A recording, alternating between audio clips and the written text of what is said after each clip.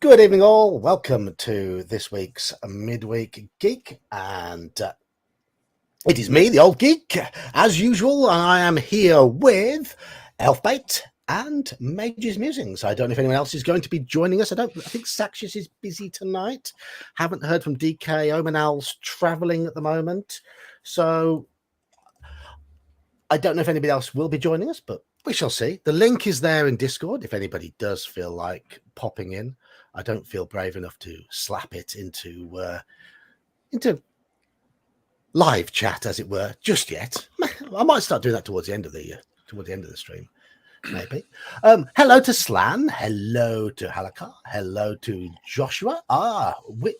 Whose stream are you piggybacking on, Joshua? Hello to Jane. Hello to Hungar, who's also piggybacking because this is being streamed at the same time to both Elfbait's and Mage's Musings channels. So it is a triple stream, a triple header. We are sharing the love tonight. Simulcast across the YouTubes. Simulcast, yes. Simulcast. Hungar popped in on mine. I'll say hello. All right, and Joshua follows Elfbait. So yeah, what you all need to do, whoever you're following, whoever stream you're following, click that like button to spread the love, and then jump to another person's stream, click the like button again, and really start spreading it round. And getting lots of love. The system. Yes. Spread the algorithm love. Yes, indeed. Hello, Wayne's World. So, tonight we're going to be talking about loot, and as us being experienced DMs. I'm not saying expert DMs. I'm saying experienced DMs. So I don't want our heads to swell too much. Mine is already like a beach ball. But we're going to be talking about how we deal with loot, the purpose it serves mechanically and in game terms. But before that, we'll start with just a little recap of our games over the last week since we all last convened. I'll begin. Thursday, Shadow of the Demon Lord. It just gets more and more crude. I nearly wet myself with laughter. I will admit that. It's not just me being early 50s and having weak bladder control. It was genuinely funny. But I won't go into details because that would get my channel demonetized. It was, and General Nut was to blame. But that game is good fun. Saxius does lean into our sort of evilness because we're goblins and we don't know any better. But that's how we portray it. And that I highly recommend Shadow of the Demon Lord. It's really good fun. What did I do at the weekend? Oh, we played OSE at the weekend. Didn't we, Jean? Where's Jean? Jean, yes. Gingerbeard ran the first session and I ran the second session. So we've got two groups on the go at the moment. But something is consistent with all the sessions we've run so far in that Jean's character died. We've had 3 sessions and Jean has lost 1 character in each session. There's always one player does that. Yeah, there is this perfect symmetry to it as well. Perfect symmetry. So keep it up, Jean. Yeah, brutal OSE, brutal. But it was good fun, really good fun. I played a character in Gingerbeard's game, and then everyone jumped across to my game, and it was good. It was good. Halakha, you told our your online group about our sleeping bag incident. They're a bit unsure how to take that story. I'd take that up with General Nut, to be honest. It was all his idea. I'm not going to go into any more details yet. It's too early on the stream. Then what do we do? Monday played some Odyssey of the Dragon Lords, and I'm starting to be run around with it a bit more. I was getting a bit disinterested in the way the campaign was going, but we're taking off on tangents, and the DM is getting more experienced and allowing us to divert on these tangents and running with it. It still feels a bit video gamey for me. Still feels a little bit video gamey. Anyway, enough of mine. What about yours? Finally got to run my game on Monday. It's been, I think, over a month since we had a session, and it's a weekly game. But but I managed to gather 3 players, which is my minimum to run. Went pretty well. They're currently faced. It's a 5th edition game, but they're currently faced with kind of a high level issue where they've been given an ultimatum by an ancient red dragon to go kill an ancient white dragon in its lair. And they finally started to ask the important questions, which is, why are we doing this? And why is it something that he needs us to do? And maybe we should seek advice. And so that's what they did. They originally headed out to go see the region's big wizard, because they have like one big wizard in the region. Somebody they've met with a few times. And then on the way there, they diverted to meeting with a kind of new NPC, which is a giant like forest dragon, not a green dragon, but like a sort of a neutral aligned of the forest kind of dragon. And they got some intel on what the white dragon might be doing, and what it meant, and then what it might, and they came up with a strategy on how to stop it. Like they want to try and communicate to all the other good dragons in the area, like, hey, is there anything we can do to stop this evil dragon? And I'm like, all right, well, and they're kind of throwing me for loops here because I play very seat of the pants. And so I'm like, all right, cool. So now they're going to have to divert again to go to an old lost kingdom to find a tower where they can actually commune with Bahamut himself to see if he can rally the good dragons. And so this should be interesting. This is not where this I had originally thought that this game was going to go. Considering their prep, they hired a bunch of hirelings. They brought in some higher hitting NPCs. They even recruited a now retired PC member, former member of the group, who's running as an NPC. So they've got all this firepower, and now they're like, it's the quest shifted from going against the white dragon's, lair to finding this tower where they can communicate with the good dragon god. So it was all very, very interesting. Sounds very heroic and high level. Well, especially considering they're not even 10th level yet. But 10th level's huge for us old schoolers. I mean, they're only 8th. They only hit 8th level recently, but in 5e, I think they can handle it.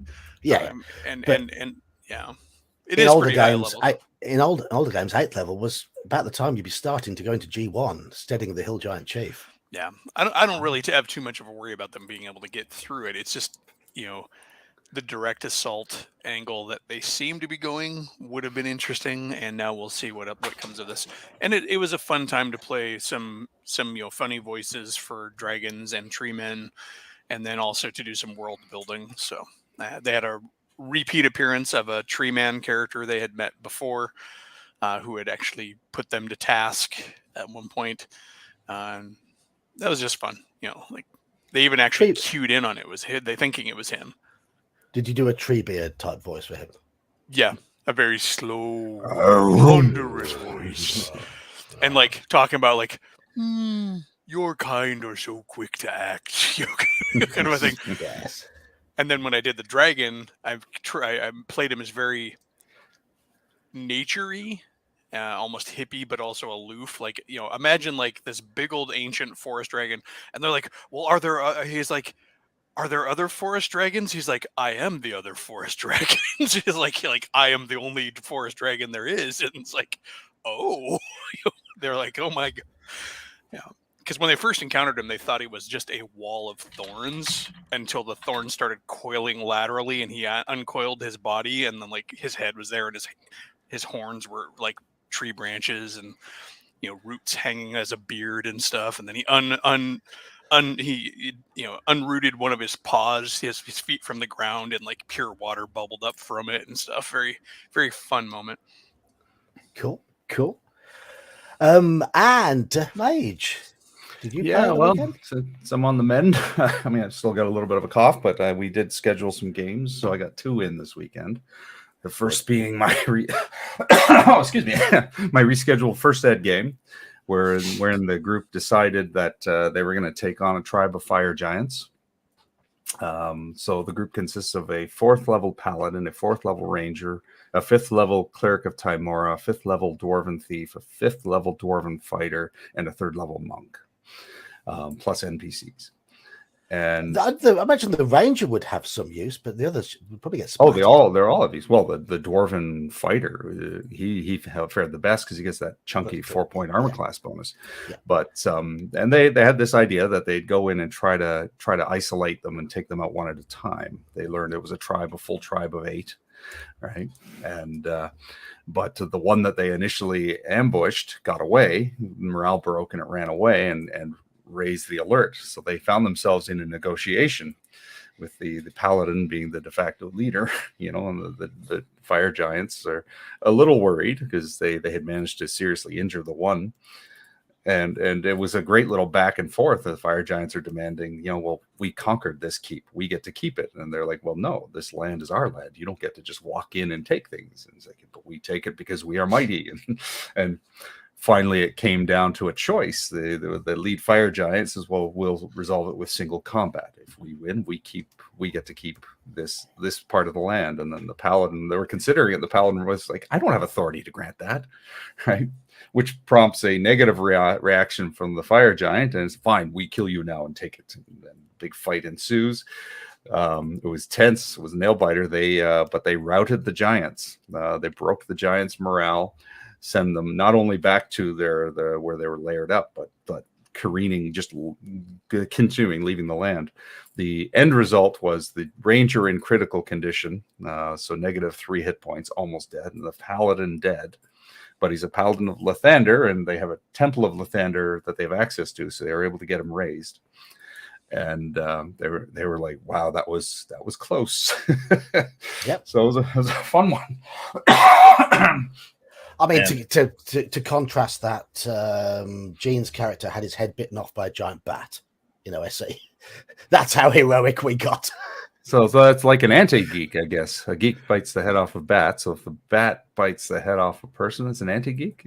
No? Yeah. So yeah, the fire giant encounter was interesting. And when we were done the game, we just did some calculations, and if the paladin had accepted the single combat, we determined that it was a perfect 50-50 split. Both the paladin needed a 12 to successfully hit the giant, and he had a spear of giant slaying, which he wasn't proficient with, but the group had it, and it would do 2d8 damage, plus the paladin's minimum damage of 8. So he was doing on average 16, 17 per hit if he connected. Right. And the giant needed a 12 to hit the paladin, and the paladin 5d6 for a fire giant, 5d6 on average, 15, 16. So they were perfectly evenly matched. They even had roughly the same amount of hit points. So they were like, oh, that is crazy. So, and I had point out, 4th level paladin equal to a fire giant essentially in combat. That's pretty tough. It was good, yeah. But they got him raised, so he's back. They routed the giants, so that was that game. That was a fun one. And sort of on the topic of loot, as you know, in AD&D, loot is where you get most of experience. But fire giants are worth a big chunk. So a couple of people leveled. That paladin is now a 5th level paladin. The ranger is now a 5th level ranger. The thief is now a 6th level thief, and the monk made 4th. So they're climbing steadily. Good. And my Monday game was my 5e game, which we had put off 4 times already, I think, or 3 times. And despite, despite 5e generally being easy, 2 characters succumbed to ghouls. They fell into an ambush, and ghouls actually took 2 characters out. They were most displeased. Whatever edition of D&D you play, you always find that ghouls do cause carnage. Paralysis is just nasty. They could have easily taken the ghouls out, but the problem was the ghouls were playing possum among a pile of dead bodies, and they were searching the room, assuming the bodies were meaningless. But the one character was investigating the bodies, but the group was spread out. If they were in a formation with their big guy in front, they would have easily annihilated the ghouls. But because they were spread out, the ghouls were able to target the weaker people, right? And that meant people going down. But Yeah, Zarcada. I need to quaff some Buckleys. Believe it or not, I'm better than I was. What I am enjoying about these shared streams is all the new names are cropping up in chat. So hello to all you lovely new people who've not been to Midweek Geek before. Hello, hope you come along often. Hope you enjoy our inane ramblings for the next 2 3/4 hours, however long we've got left. And hello to my regulars as well: Mobius, Squirrel Hermit, DK, Halakar, and yeah, all Michael. Right. We're going to talk about loot and loot's role in fantasy games. We're all older nerds here, so we'll all be familiar with how how loot worked in older editions, in that it was certainly the oldest editions. It was the main source of experience points, and thus it had a major mechanical impact on the development of the characters. This caused the game to be played in a different manner to a lot of more recent versions of the game, where experience points have come from different sources, because players will always think about advancing their character. And in a game where loot makes up 75, maybe 80% of experience, then that's the main focus. You try and get in, find the valuable stuff, and get out, because fighting isn't worth much. It's usually just worth dying. Now, yes, as Michael says, it makes exploration way more important. It also makes consideration of containers important. As Halakar's mentioned there, it's never in the most easily transported form. Your 2000 GP loot pile is not going to be 2 big diamonds. Well, it's not going to be in low-level gaming anyway. It might be in higher level games when the DM starts splashing loot out a bit more. But in lower levels, it's likely to be in silver and copper and trinkets of low worth. Yeah. The party might need to fill 5 or 6 sacks to get it out, and then you've got the issue of all moving slowly and lots of wandering monster checks and all sorts on the way out, and all the good stuff. I always loved the art objects and stuff. Just imagining, PCs trying to cart paintings and stuff out of a dungeon. Well, what's great is a lot of players, tapestries, inexperienced players, will assume that unless it's actually gold or gems, it's not worth anything, so they leave it. Oh yeah, I saw that even in a 5th edition game I was running, even where treasure isn't really worth much, but I try to make it worth more in my games. I started just throwing books into the dungeons, like we found an old library. What's here? Lots and lots of books. And I finally had a player go, "Oh my God, these things are priceless." Yeah. He's like, "How many can I fit? How many can I get?" I'm like, they're out, and none of them are magical. And he's like, "I don't know. This is a cookbook, and here's a world atlas, and here's a history book." A sage will pay premium dollar for that. Exactly. And the cool thing is that a lot of them they just started keeping when I made those mechanically useful. Like, okay, instead of having to go find the sage, hey, remember that book on the history of blah blah blah we found? I'm gonna flip through that for a week and see what I can find out about the upcoming dungeon. But I may be jumping ahead of us. Well, but obviously, my point here is that loot in earlier editions, certainly of D&D, had a very definitive mechanical reason for being there.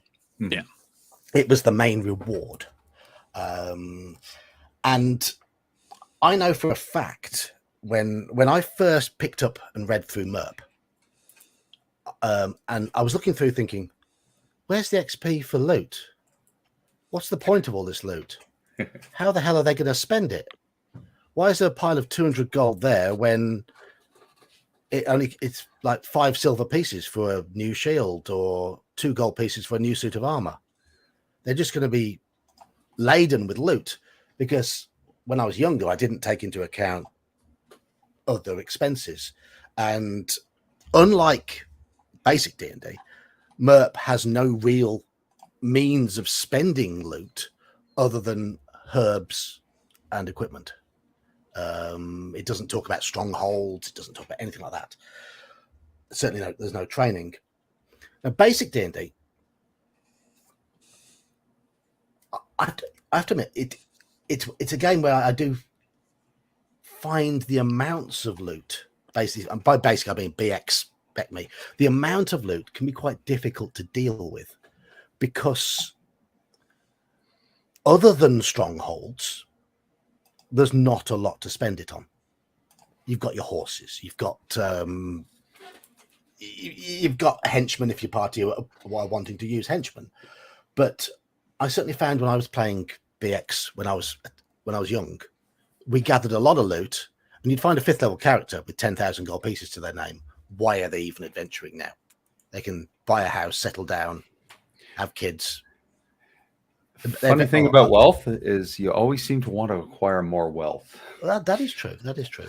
But I liked the way AD&D First Edition felt, in that it had the training rules, and thus there was a different feeling to spend it on pancakes. Thank you, Dungeon Minister. But I know a lot of people don't particularly like the training rules in AD&D, but I did. It gave even more meaning to the loot, in that you needed 1,500 gold pieces at least to train to reach level 2. 3,000 gold pieces at least to train to reach level 3. Mm-hmm. That's per week. That's not assuming we tended to ignore it back in the day, and I really regret doing so, because I kind of, as I matured, I realized that made the treasure meaningful. Yes, mm-hmm. It does, and it keeps the party poor until about level 6. So you actually sometimes look at I used to look at the example characters at the back of adventures and think, in my games, they're much more powerful when they reach level 5 or 6. Why hasn't that fighter got better armor? Why hasn't that cleric got a better weapon? And so on. Because he had to trade it for his training. Exactly. Also, if you think about it, it kind of cuts down on a lot of that really fast level creep too. Yes. I mean, because sure, you may have the XP for level 6, but if you don't have the free cash, you're still level 5 until you can get that XP, that gold. And so you stay at those levels a lot longer and have more incentive to adventure within that level, which then lets you get more familiar with your character. Because one of the things I noticed, for example, in 5th edition is I have my players are like, I'm another level and I barely know how to use the stuff I got 2 levels ago. Yes. Right. Yes. Correct. Yeah. Now, I found with Sorry, I was going to say the other thing that keeps people poor in first ed is you've got very expensive monthly expenses, 100 gold pieces per level. Yes. And that adds up fast. Oh, it does. I mean, I certainly found when I ran a module-based campaign for my group when they were new to AD&D, and they finished UK 5, Eye of the Serpent, which I used as the first level introduction to it all. And they came out of that with just about enough XP for half the party to gain 2nd level, but nobody had got enough gold value in treasure to train. So they decided to sell a couple of choice magic items, and then went into another adventure a couple of levels, a couple of adventures later. They played the Sentinel, and they were at 3rd level now, and they'd got rid of this magical short bow they found in UK 5, and suddenly they were up against gargoyles and things that need magical and silver weapons, other things that need magical and silver weapons to harm them. And between them, they'd got 1 dagger plus 1. They'd got rid of the magical short bow. They sold it off for gold in order to gain a level. So the players have an active, have that choice. Players have a decision to make over to what to do with their treasure, and having those sort of decisions, often difficult decisions, adds an interesting aspect to the game, in my opinion. I think What it's do they like value more? it's like most of the things that often get considered or looked at as negatives in older systems. They're the things that make the story that you as a DM aren't supposed to be telling. The story of needing to do one more dungeon to get that level. It's kind of that you watch those movie sagas. Yeah, 2 weeks till retirement. There's the drama because you got the stakes. Because we got beat up in that last one, but I need more money. So there's always that question, like, why are parties adventuring in the first place? Why aren't they retiring after they hit that first dungeon where they make they find a pile of 20,000 copper pieces? It's like, because in the standards of living in a game world, they're set. Yeah. But and it's just so much of those things, so many of those things, and this included, that people look on pejoratively when they kind of with a more modern eye looking back at it, and even myself looking back at it, some of the stuff I skipped, I'm like, I was doing myself a disservice. That's where the fun is. That's where the story and the plot comes out. We've talked about it in topics of healing and all of that other stuff too. Slow healing, character death, all of those things factor in. Accountings prompts adventure. Well, yeah, I mean, it does, because it's a resource that you have to manage and you have to acquire. So, Yeah. So no, absolutely. In my 1E game, I use the training rules. I like full extent. Like the thief who just made level 6 had to get 7,500 or 9,000 gold, and he was like, oh my god, he's constantly in debt to the other players who always have more money than him because he's continually borrowing, and then the living expenses. And it's funny, it's turned into a joke. At first he thought it was inconvenient, but now they laugh. It's like, it's the one guy who's always in debt to everybody. He's a thief. He should be out there mugging and stealing. Well, he's a neutral good thief. So okay, fair enough. He's a rogue then, in modern parlance. This is Team Good, so all of the characters are of good alignment. That's sort of the unofficial requirement for this table. Yeah. So we then moved on to second edition AD&D, where training was an optional rule, and the prices were dropped, even if it was in there. XP came from doing what your character does rather than finding loot, apart from thieves. And as a result, you look at AD&D second edition adventures, there's a lot less loot in them. When people often say first edition and second edition adventures are cross compatible, but as a DM, having played and run a number of them, you have got to adjust the loot levels in them in order for them to fit the mechanics of the game you're playing, because you'll end up with second edition characters laden with loot, or first edition characters with no chance of ever training because they're finding a quarter of the amount of loot in a lot of cases. Then third edition came along. Training rules had gone by this point completely, and wasn't loot more to do with buying magic items to meet sort of magic item requirements, because you're expected to have certain levels of equipment to compete with certain levels of creatures in third edition. Well, the magic item shop became a big thing. With third edition's open-ended stats, like literally like no upper limit, you kind of had to. You're constantly after that better sword because you might fight a dragon with an armor class of 35. Yeah. But like, it's insane. Wasn't it written into the rules that there were expectations of certain levels of I think that's a fourth edition thing. I don't recall that from third edition, but I might be mistaken. So, but I don't know if that fourth edition to see how that did it. But fifth edition has certainly pulled a lot of the numbers back. But I've heard a lot of people say that in fifth edition, it becomes quite difficult to spend loot because it feels extraneous a lot of the time. But it's up to the players and the DM to sort of create the value create the reasons to use it in the game world rather than have a mechanical reason to use it, which was there in first edition. I've actually not found that. I found that my players in my 5e game I've kept them poor, and the main thing I've done is because the loot output is lower by the book, but I also impose the living expenses.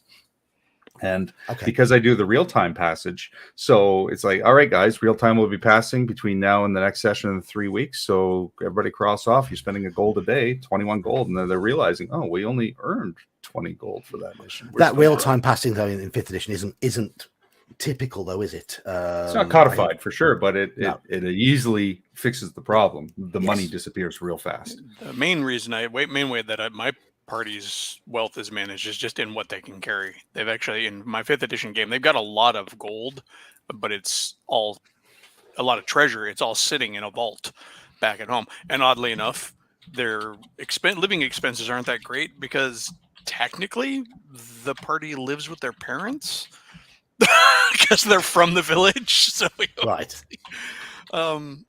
But at the same time, they also work when they're home. So there's no like going home and resting after an adventure. You go home and mom throws a tray of drinks in your hands and says, "Serve table 5." But but down to earth. Exactly. But the big limiting factor has been what they can carry with them, and also the economy system I use. In that, they had to find a broker to deal with their gems. Like the local villages just had no way to handle, these big value gems that they were concentrating on, for example. And so, they had to set up lines of credit with merchants by, okay, here's a diamond. It's, base value is like 5,000 gold. They're like, I have nothing to buy. It's like, all right, line of credit open. It's like, I know in my OSC game, there's only one person they can deal with in the town if they want to start cashing in loot and converting it into a more transportable form or have anything valued, and that's Saxius. and Saxius will skim as much as he likes off the top and make offers that really aren't all that generous. Well, that's another thing to consider is when characters get a lot of wealth, they've got to store it somewhere. And, unlike modern day banks, they don't give you a percentage to hold the money. You have to pay them to protect your money. And that's another source of outgoing income or money flow. Yeah. Even when, for example, in the case where they set up a line of credit, with a gem, they lost 25% on the value of the gem. The guy's like, all right, I'm now going to have to go through the trouble of changing this and finding a buyer for this gem, and that'll take me X amount of time. That, and I also kind of find little ways to impose other expenses on the party. Like in this last session, they didn't want to overland travel. They wanted to go up a river because it cuts the trip by about 2 days, but they had a lot of stuff to move. So I'm like, all right, it costs you 10 gold a day to rent this river barge. To take you up the river, and it's only 20 gold, but again, it's a little bit here and there. And I get them involved in projects like the sorcerer in the party is trying to renovate this old tower they found in a dungeon to be his lab. I'm like, you're not a wizard, but okay, you're a sorcerer. But and then the character who's the child of the innkeeper is reinvesting in the family business. So, well, it's good that you've got them caring about the game world in that sense. Oh yeah, they actually put a bunch of money into undoing the construction that the Cult of Orcus had done on this old tomb in the region. There's a barrow that of this ancient queen that the Temple of Orcus had started to construct a temple on, and so they liberated the barrow, killed all the cultists, and then they're putting money into refurbishing the tearing down their construction and clearing it away, but also the damage that was done by that cult on the local area. They gave money to the farmers who had lost people and and livestock and stuff. So they're being good townies. In my last first edition campaign, I really enjoyed the fact that when they completed the moat house part of Village of Homlet, they decided they wanted to move into the moat house. They wanted to rebuild it, and they'd got all these plans and ideas for their own quarters and what they were going to do with the dungeons, all that sort of stuff. But they never had enough money to even think about it until around the time they were playing such modules, because it was entirely a classic module series that I was playing them through, because these are newer players who'd never seen all these classic adventures. So they played through Tharisdun, Sojkanth, and first two parts of Against the Giants, and by now they'd got enough in the kitty, having trained and everything, to start properly rebuilding the moat house. And just as it was all about to happen, G3 killed them all. So it never really properly happened. All of the Fire Giant Kings splat. There you go.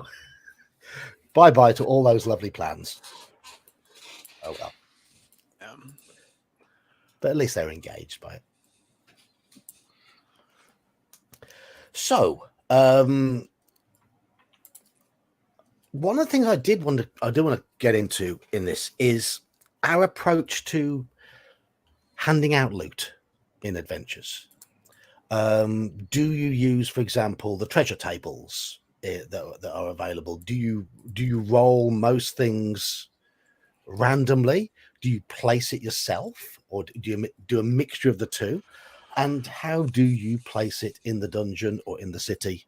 Are things easily discoverable, or do you always make things make the party really have to work?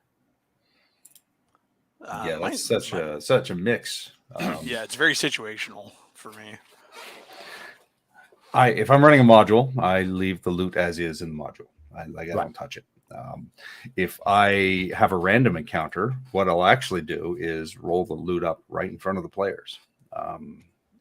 And it's like, then they get to see it themselves, and they get to participate in the rolls, and that's fun for them. So yeah. I don't mind doing that sometimes.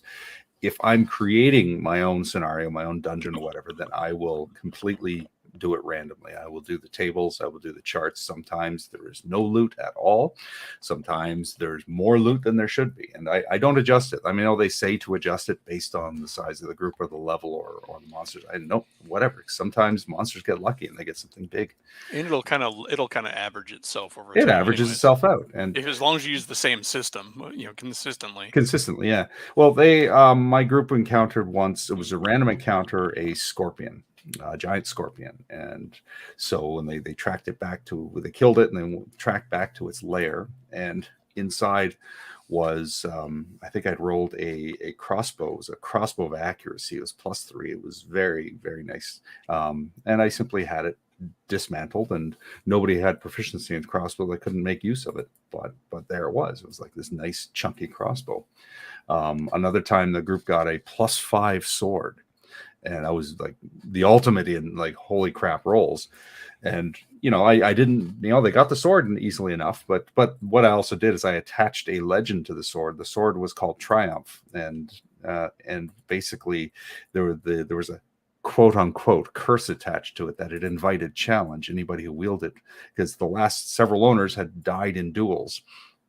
And there was no actual mechanical curse, but the players were so afraid that they kept it bound up. They didn't want to use this +5 sword because they were so afraid that something powerful would come and challenge them. So yeah, that I played with in that. But generally speaking, yeah, I use the rolls. Excuse me. I just leave the rolls where they are, and as Eli says, it averages out in the end, and that makes it interesting for the players. Because they know I'm not curating, I'm not fudging. It's just like the world is what it is. If I'm running a module using the system that the module was originally intended for, I leave it as is. But when I ran the Goodman Games conversion of the Lost City in 5th edition, while I do respect Goodman Games for staying with the original loot levels or close to them, it basically got to the situation where the party ceased to care about any of the loot in the adventure because there was so much of it around. Pile of coins. Another pile of coins, other pile of coins. So what I did for the vast majority of treasures in it is I divided the coin value by 10. So it kept them a bit poorer, and I reduced. There are too many magic items in it, so I do think if you are running a module, I think it needs to be, and if you're running it with a system that the module wasn't originally written for, I do think it needs to be tailored. It needs to be adjusted for the system. I mean, it's important to consider that, I mean, especially with heavy yield things, unless you're being generous, the players aren't always going to find everything. No, I found on average, probably they only find about a third to half of the stuff that's available before they pack it in and go home. Usually if they get a big score, they just, hey, we got a big score, let's go now. And then they leave.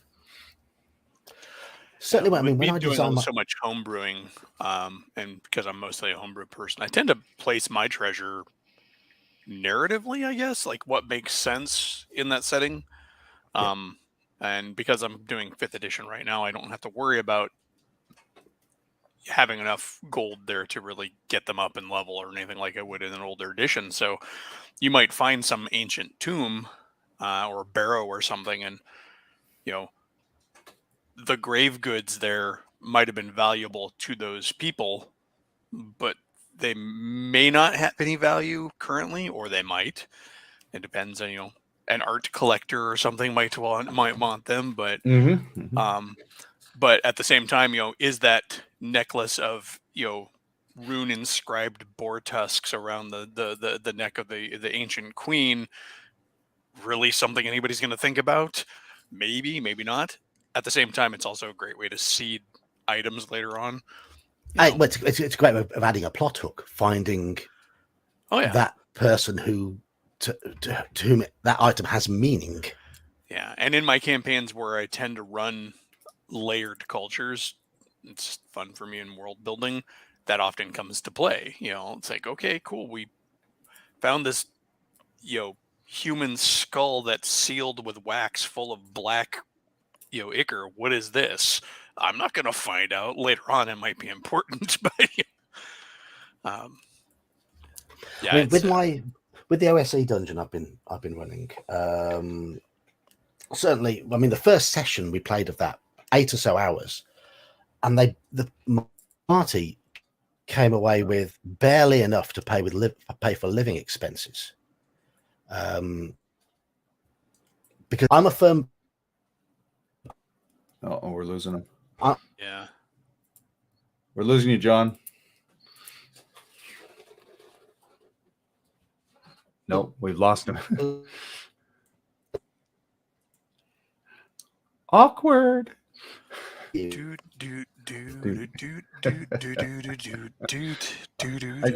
can hear him coming through bit by bit, but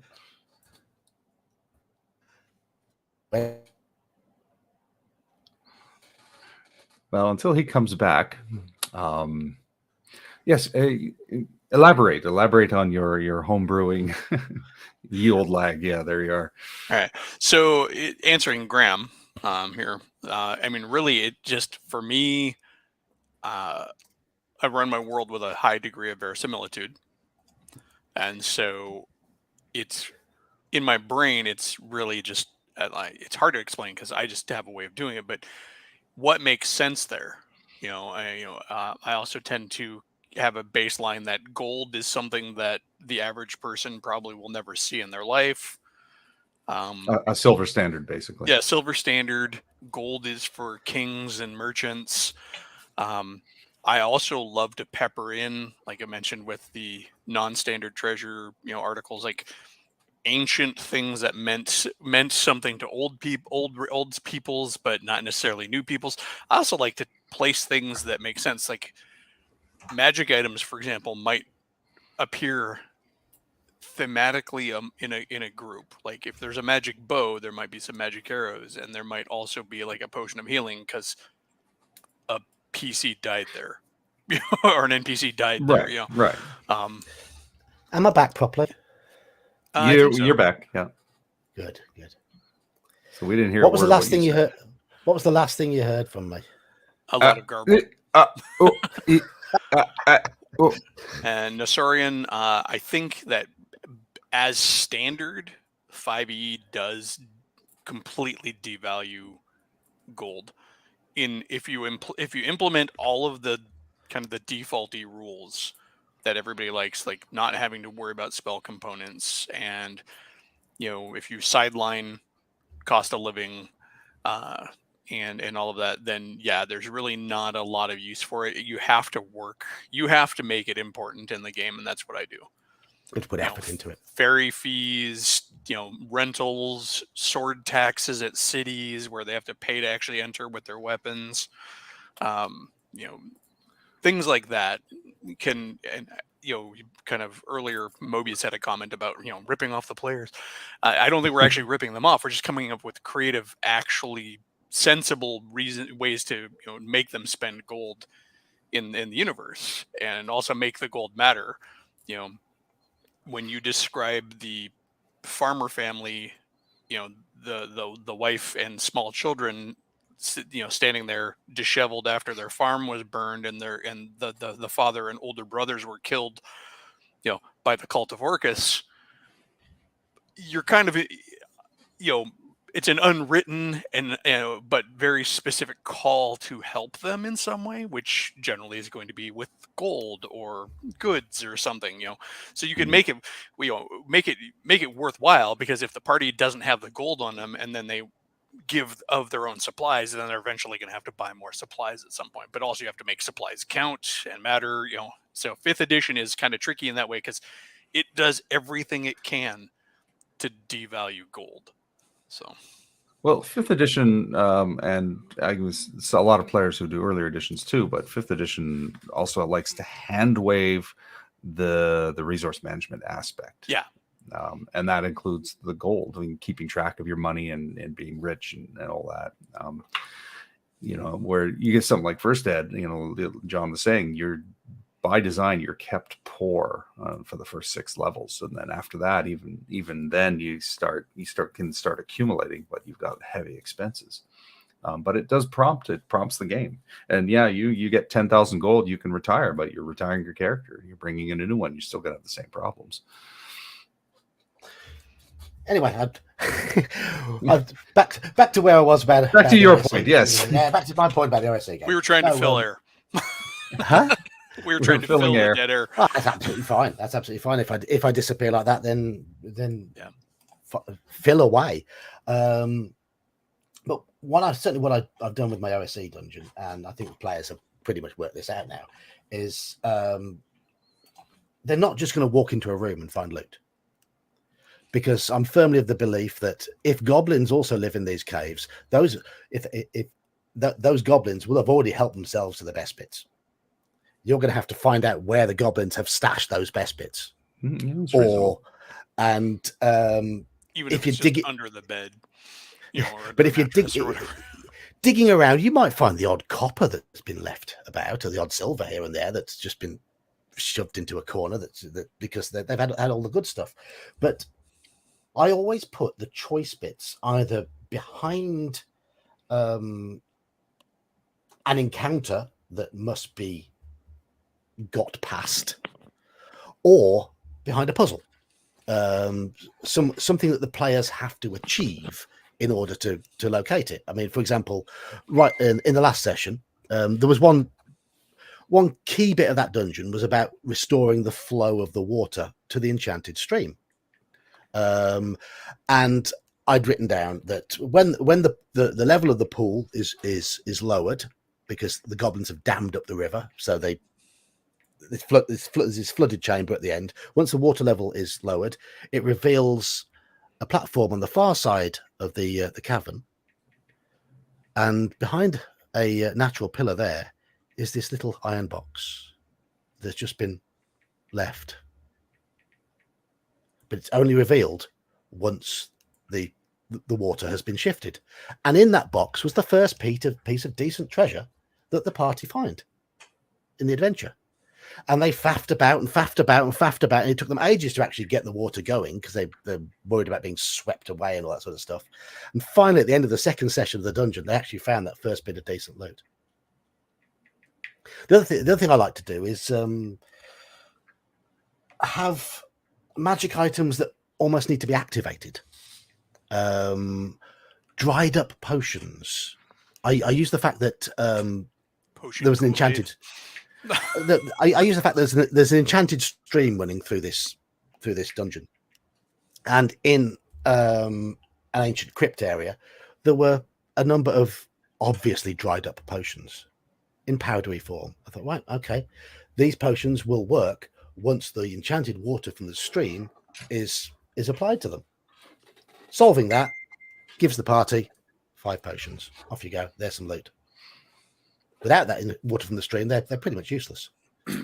Yeah, I having treasure out in the open is not a problem for me if it makes sense. In a lot of cases, there might be some hazards. Like I had one where they're in a big cavern, where the water was like waist deep, but it was particularly clear, and they could see that there was treasure on the bottom of the cavern. But also the cavern was full of bones, so there was a kind of an obvious, yes, they could see it; it was right there, but there was a risk factor. And then like there were a couple of little nooks and crannies that they could see glints through. Like, do you want to put your arm in there? Kind of a thing. I had a rat's nest in this dungeon, and they managed to get the rats to run away using fire.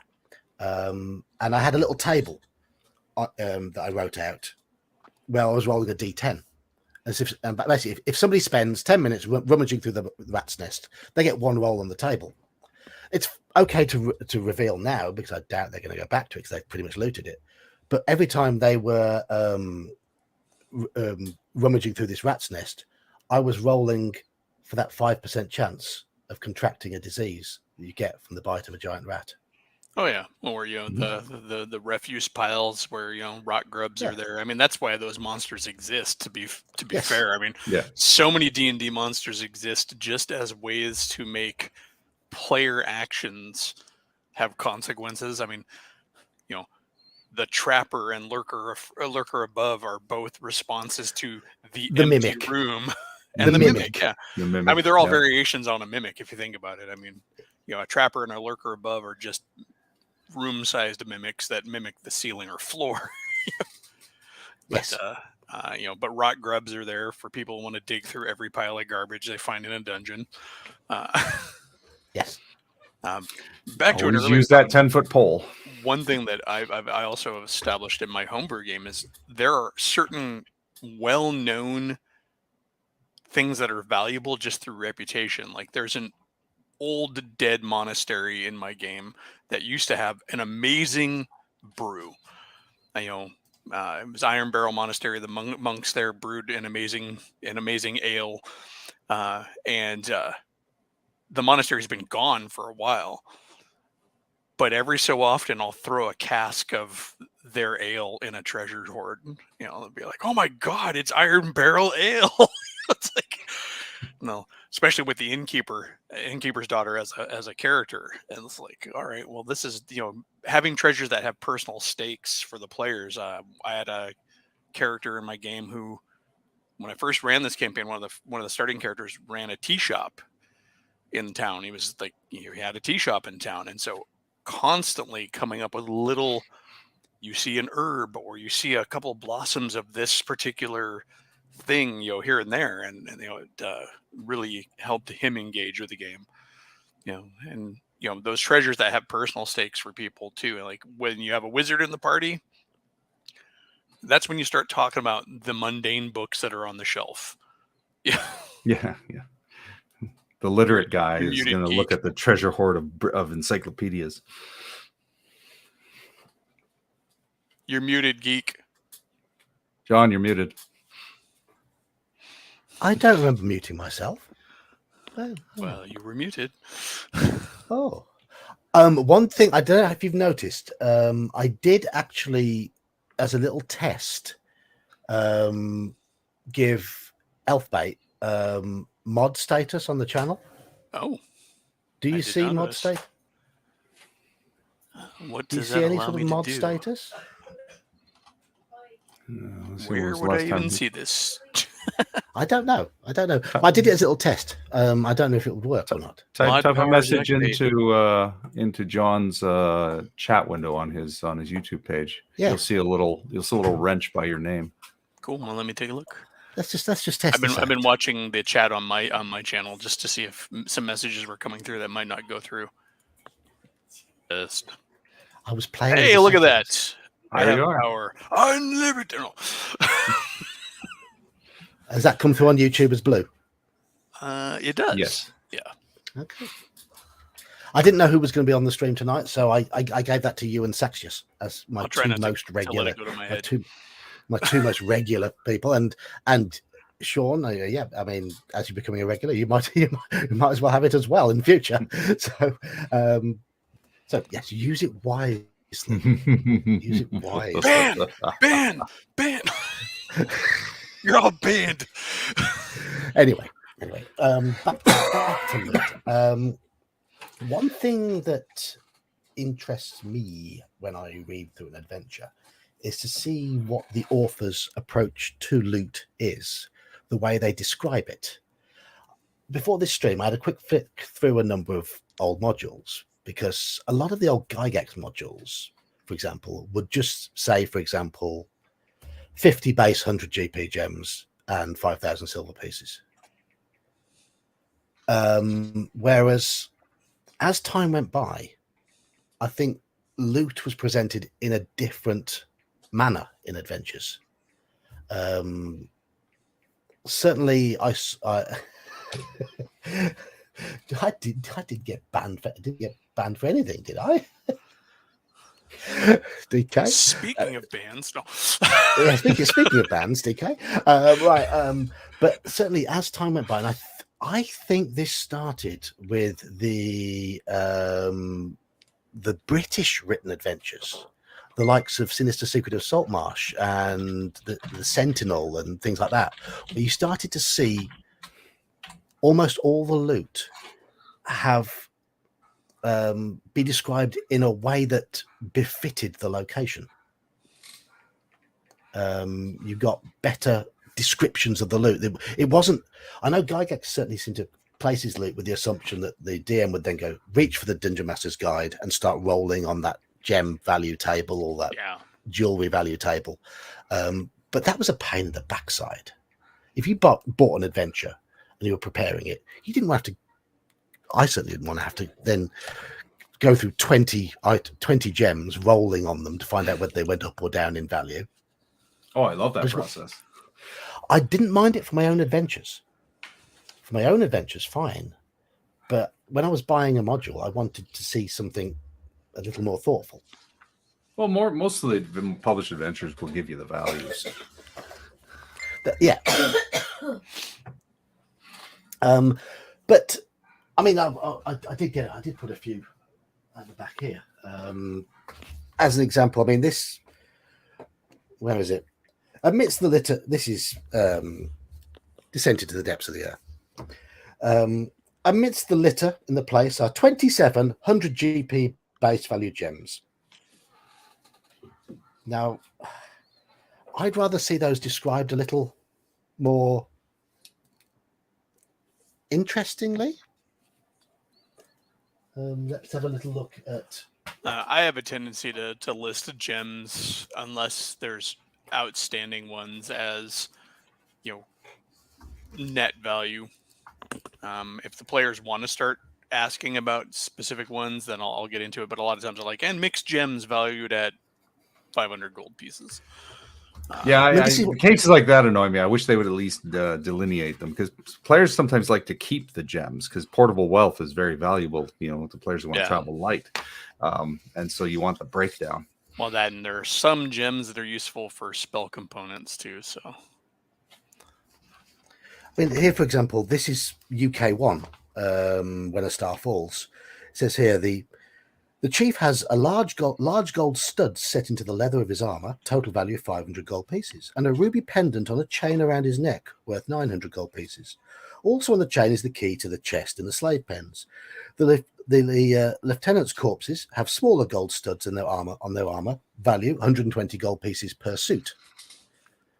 That to me is more interesting as a DM. Yeah. The fact that it's described in such a manner. I do like it when you get treasure that has some character to it.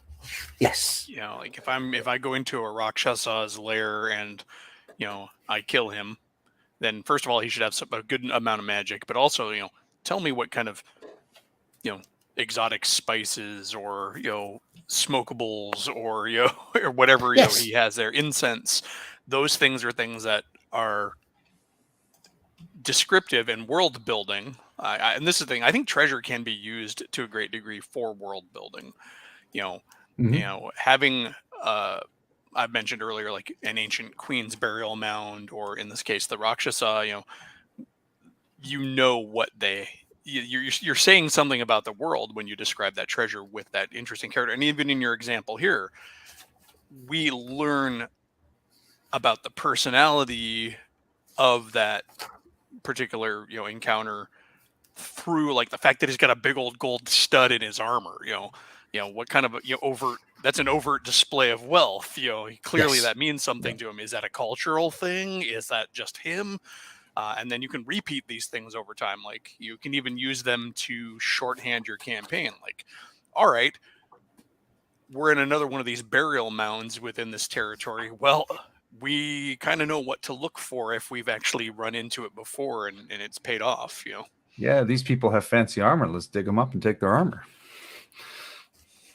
Yeah, or Yeah, it's funny. I also describe like old styles of armor. Like, okay, cool. Yeah, they got magic armor, but this magic armor is 3 metal discs that are linked to each other and attached by a leather harness around the torso. Old like, Etruscan type breastplate type stuff, but it's still magic. It's just bronze. I mean, here's another one. The treasure here is a small bag holding 25 platinum pieces and a small horse carved from coral worth 500 gold pieces. Now, when it comes to dividing loot at the end, what I would like to see from the players is when, for example, if they've built themselves a little home or whatever, that piece of coral would look really nice on my mantelpiece. So they'll claim it and they'll keep a record of what's in their house in terms of treasure items. Maybe that's just me being daft, but that's the sort of engagement I like to see from players, and I think that's I like to hope that sort of treasure allows for that sort of that extra engagement and gives them ideas.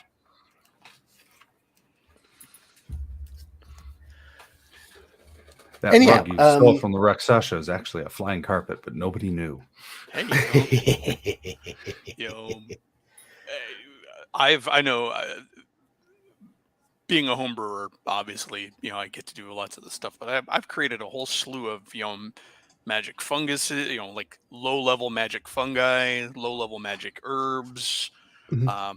I've got a special blend of pipe weed that's used by wizards that actually gives them like a temporary boost to their magic. Kind of you can, and all of those are at the same time world building and magic. There's a black brew that the goblins drink, which is like a healing potion, but you also have to save versus poison if you're not a goblin.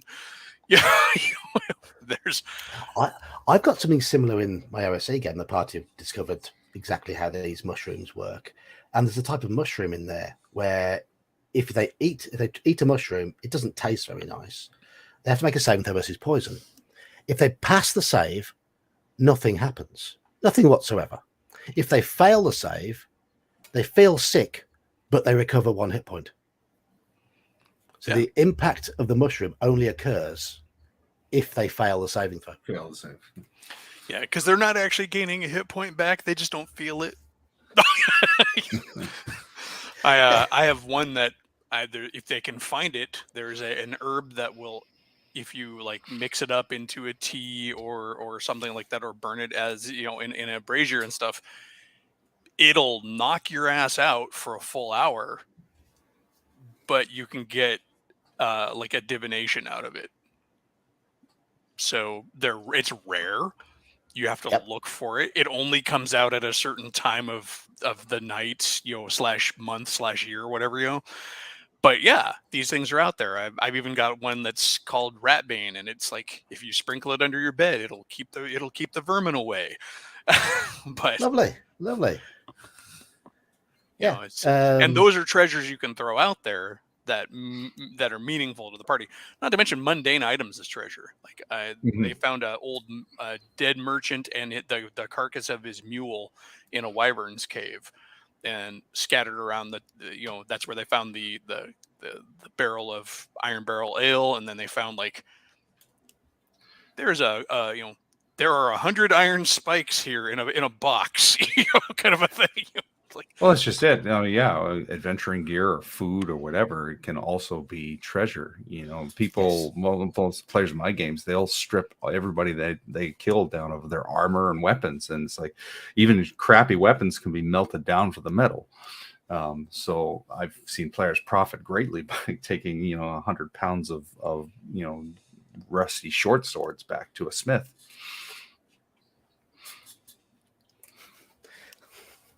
What's this? I wouldn't want my familiar killed by leaving some rat bane lying around.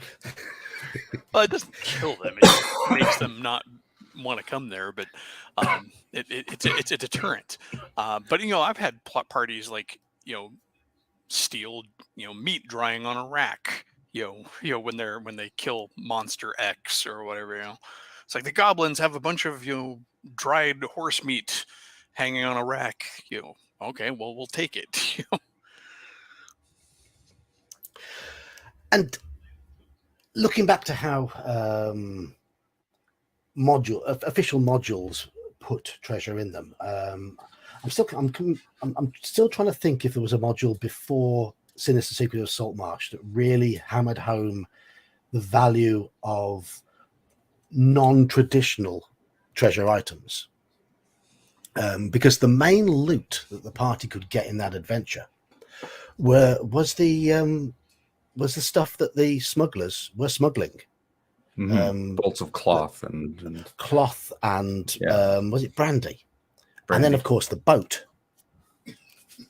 They could possibly get the boat. Sounds like my wife has a bit of a chest issue, so I do apologize if you do hear a cough, and she's fine. Doesn't need any of your sympathy. Yes, she says yes, she does. She says yes, she does. She does need sympathy, but yeah, she wants chocolates. Send her chocolate. That'll close her throat. She'll just cough more. It's no, we can't do that to her. But where was I? Where was I? In that, in order to keep that or to get the value from that, you had to pay the smugglers the tax that the smugglers the excise fee. Yeah, the excise fee. Yeah, but that sort of thing. Yeah, AB has mentioned it there. Has mentioned as well. They had to pay the tax on the loot, but I think having those sort of adventures put that sort of loot in there certainly, I think, influence later adventures to be a bit more creative with their loot. They from about 1981 onwards, they certainly seem to start moving away from the idea that every loot was just a pile of gems and jewelry and coins. You started getting items that made more sense within the world. I tend to do that with the gold value when I roll a monster. And let's say, well, for example, the cockatrice encounter in if you saw the chapter on my channel, they found actually 2,000 coins, but I had rolled something in the range of 4,000, and I made the value the eggs and the carcass of the beast. Yeah. Whereas represented the rest of the value of the treasure. They had to figure that out, right? And that's a good way of dealing with the dodgy numbers that sometimes crop up on those treasure tables when you are rolling.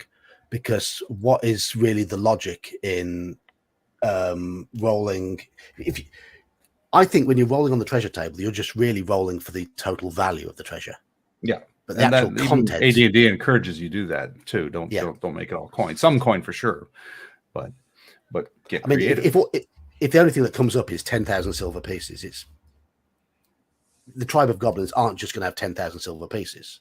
They might have 300 silver pieces.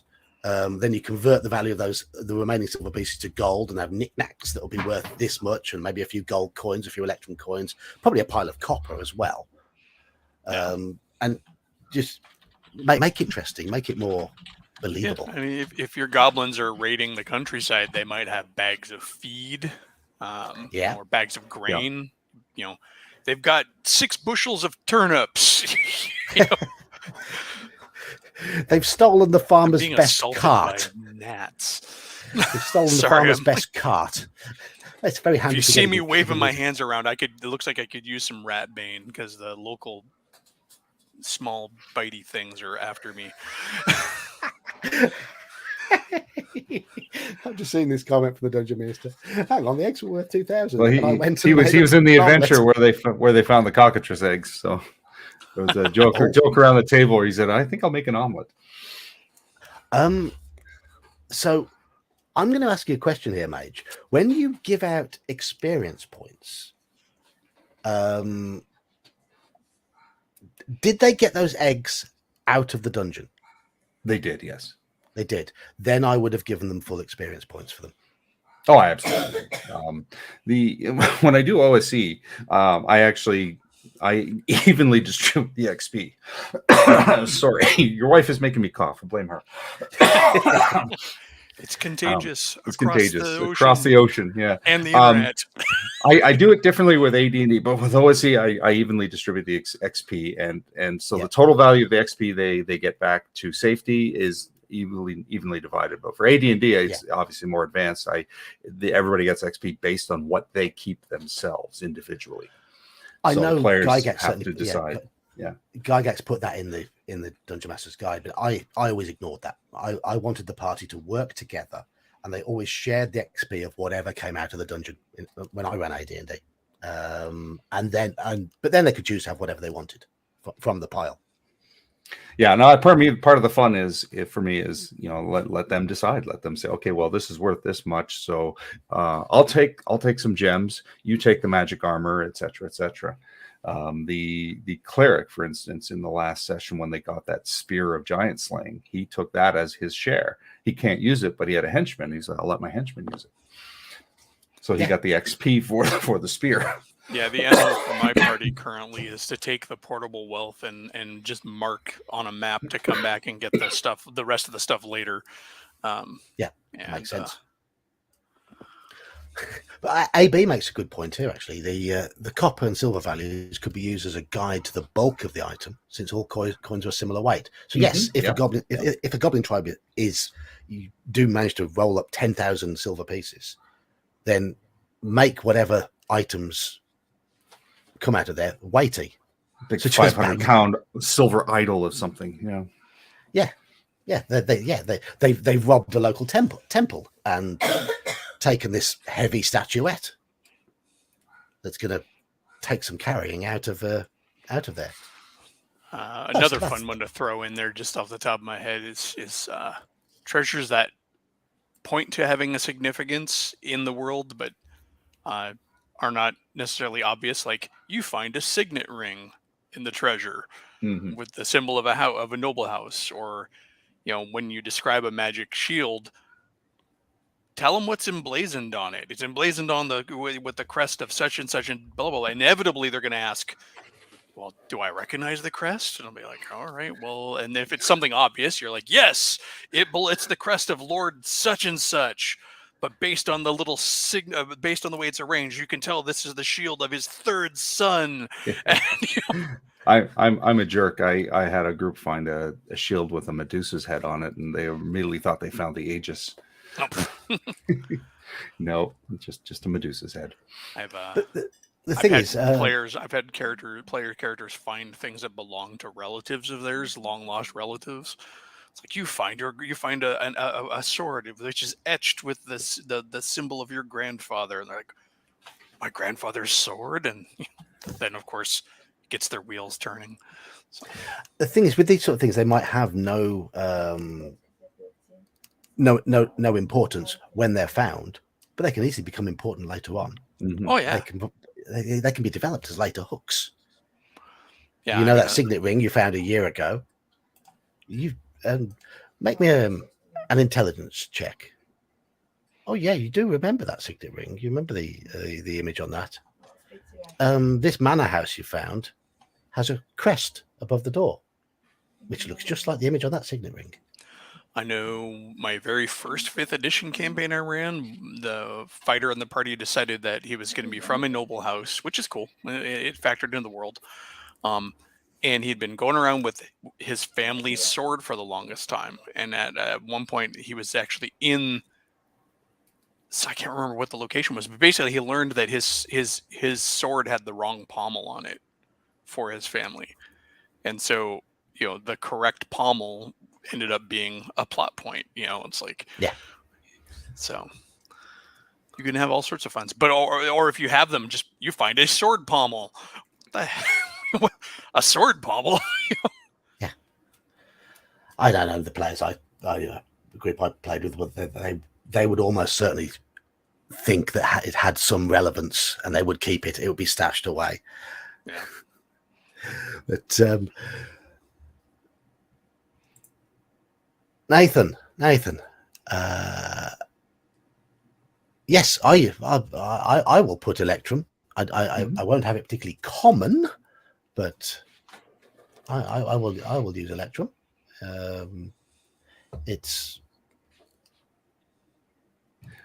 It's ostensibly not common in my games, but I keep rolling it, so it has, by virtue of it just coming up, suddenly become common. Yeah. I do forget about it sometimes, but yes. Do you ever throw in non-standard currency types? All the time.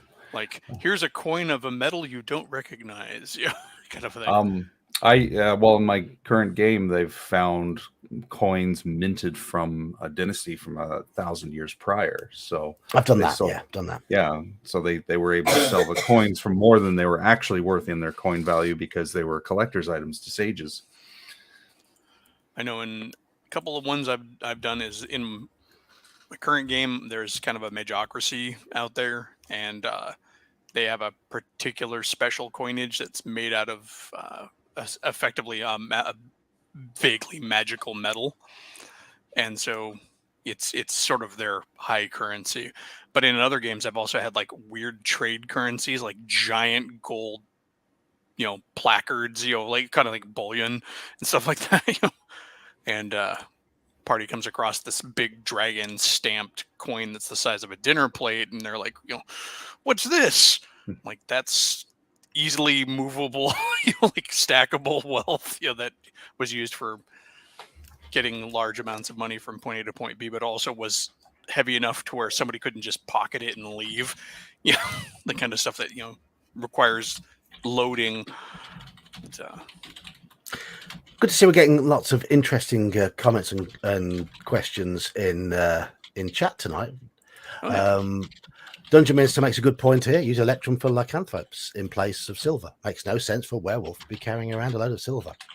Absolutely correct. And you could easily make, as Jean says, you could make gold illegal. People use Electrum instead.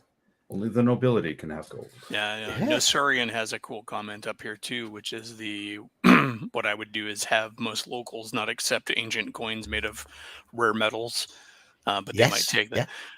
Yeah. Or they could even be one of the things I ended up running into is they found a bunch of old coins, but they ended up being worth more than their metal value because they had historical value. They were able to treat them as art items. They could try to get just the metal value out of them, but they're like, these are old. Somebody's going to probably think these are interesting and important. So they shopped around in a city, not in this current campaign, but in a past campaign. And they're like, they found some noble buyers like, oh, these are, Third Empire coins. Oh my God. Well, Arcada makes the point that you have to be careful about having the wrong coinage because a lot of nation states won't be too kind about you spending coin minted from another place in their with the lands. Wrong monarch's head on it. Yeah. That you can also have merchants go, I don't recognize this coin. How do I know it's good? It's gold nonetheless. I don't know. It's got a gnome stamped on it. And as I see, Mage, you've already responded to Charlotte. Do you guys use tax rules in your game? Charlotte, have you met Saxios? One in my OSE game, there are NPCs named after all the regulars on this particular stream, and Saxius in that game is the town's customs officer and ex adventurer thief. So he uses and abuses and exploits a taxation system, and he will have money off the party. If my players tend to get too overt with their wealth, then I will often look at having them get taxed, or either directly taxed or have nobles start showing up for asking favors. Nobles and merchants, like or a cleric might come up. I'm building a temple. It would be so wonderful for you to to donate. And if they say yes or no, I mean, nothing could come of it. They could say no, and the cleric will be like, whatever. But if the cleric is like of a not so great, somewhat sketchy religion, he might, or even if he is from a decent religion, he might be like, all right, well, you've slighted me, and knowing where the players live, he might hire people to steal their money. So you can tax your players without necessarily having to have them fill out tax forms. So do you guys have a favorite item of treasure that either you've created or you found in an adventure at any point? Just something that's stuck in your mind? Not specifically, no. Not off the top of my head, no. But something I do that players rarely take me up on is, if there's a specific item, a magic item or artifact they want, they can hire sages to potentially locate that and make their own adventure out of it. Like I'm actually surprised in my Team Good, for instance, they've got a paladin. And they had two paladins. One of the characters is the player with the monk now. His paladin's a backup. And not one of them has suggested, hey, let's hire a sage and see if we can find a holy avenger or two. It's like totally possible. Yeah. Mind you, expensive, but possible. So, I mean, I'm totally willing to do that. Like, players can theoretically create their own adventure to find the loot that they want to get, rather than determining finding what I randomly place for them. Yeah, I did something similar in my recent game. Like I think I mentioned in a previous stream, I've got that Magocracy that I mentioned before. They have traders that go out into the world and secure and then trade other magic items out. And so every so often, if the players are looking for something, all right, roll and see if they're in town. Yeah, and that way they can not quite the same as what Mages is talking about, but they can definitely direct their access, and somewhat control their access to magic, and also creating quests. Because in some cases, they'll run into those folks, and while they won't have it on them, they'll be like, "But I've heard tale of such and such. There is a legend that in the ruins of blah blah blah." My own personal favorite treasure, hopefully, will be now visible on screen. A volume of erotic poetry? Yeah, that sounds like Oh, there we go. Hopefully you can all see that now on screen. This is Sanballat's treasure in Sinister Secret of Saltmarsh. And there we go. There are some books. Naval Almanac. These are the sort of things I like to see. A volume of erotic poetry, fully illustrated. A naval almanac listing tide times for the area of coast containing Saltmarsh. A total of 100 miles of coastline is covered. That is a big clue for the party. And a learned volume concerning mesmerism and its effects. And these. It just says it gives a value to items can be sold locally for 10 gold pieces each. The third item is more specialized and it will sell for up to 20 gold pieces. But customers are most unlikely to be found in Saltmarsh or any other small town. But I'm not sure of the use of book 1 in, but certainly books 2 and 3 have a use in the adventure itself. But that's my own personal favorite little loot cache. That first one, I can see it being really useful for like bribing a guard or Yeah. or something Well, like that. True. Oh, look what I've got! Oh yeah. Go right in. or maybe the bard, bard in the local. Or you plant it in somebody's drawer in their room, and then go tell the local cleric to get them in trouble or something. Or their wife. Oh, there you go. The latest issue of Playbard. Or you encounter a bunch of orcs and you start flashing them pictures of naked humans, and they're like, "Oh my god, make it stop! It's so horrible." Yeah, I think treasures like that can be used for no good reason. Hey, to Dungeon Mister, I have an item in my group that is God, I can't remember the name of it. It's named after a proper name, but basically it's a halfling's guide to comfortable travel. And it's basically written by this named halfling in my campaign setting who has, as he's journeying around, he's written this big old volume on how to adventure comfortably. And he's also the guy who brought us like upholstered leather armor, and all sorts of like dry soaps for using on the road when water is scarce, things like that. The accidental halfling tourist. I'll throw the name up sometime actually, and let me see if I can find it. But yeah, it's a fun one. I liked creating the character anyways because it just gave me an excuse to do all sorts of research, like how heavy is a camp stove. Like an old wrought iron camp stove or cast iron camp stove, and light enough to fit on a pony. So, yeah, you're halfling traveling around, or sacks for carrying things that have a secondary purpose as pillows. Like one side is satiny, the other side is functional. So, daft little items. Things that a halfling would want. Yeah, of course, yes. Halfling needs to be able to carry around breakfast and second breakfast and have somewhere comfortable to sleep. Yeah. Yeah.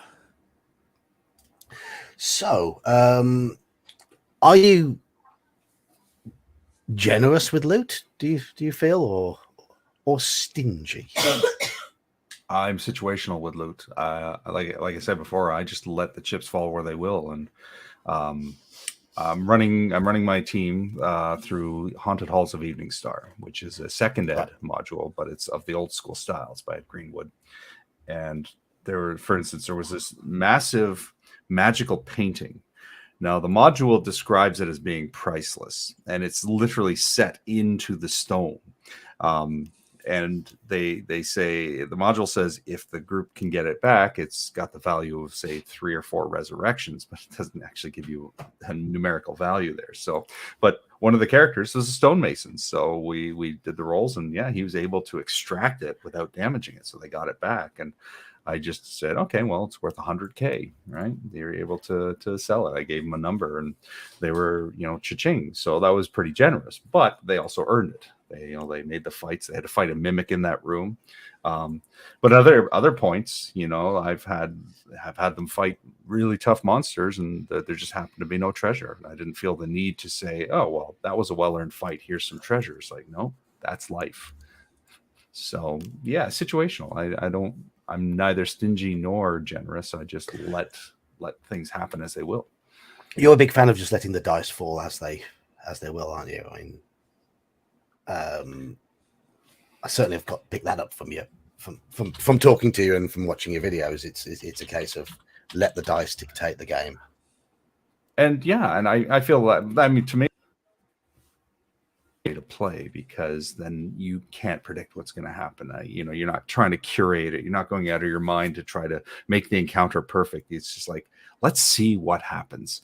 And yeah, sometimes players march back after a very expensive expedition with nothing to show for it. And they're like, crap, what are we going to do now? Yeah. And that's fun. That's even fun for them too. It's like, because that stuff can happen. You don't always have to be successful. They're trying to blag a night in the stable rather than a comfortable room in the inn. Comfortably in, yeah. Especially in First Ed, when you've got so many living expenses. You have the monthly expenses. There's no codified penalty for not meeting your expenses. I have a system that I use, but it's one of those things. Oh, we didn't meet our living expenses. What happens now? Yeah, I'm not generous or stingy because at least in my opinion, because I it's all situational with me. I try to go with what makes sense. I'm also playing 5th edition right now, so whether or not the party has treasure or not really is less important than it would be, say, in an old school game where it's necessary for experience. So, I mean, you've already said, Sean, that you like to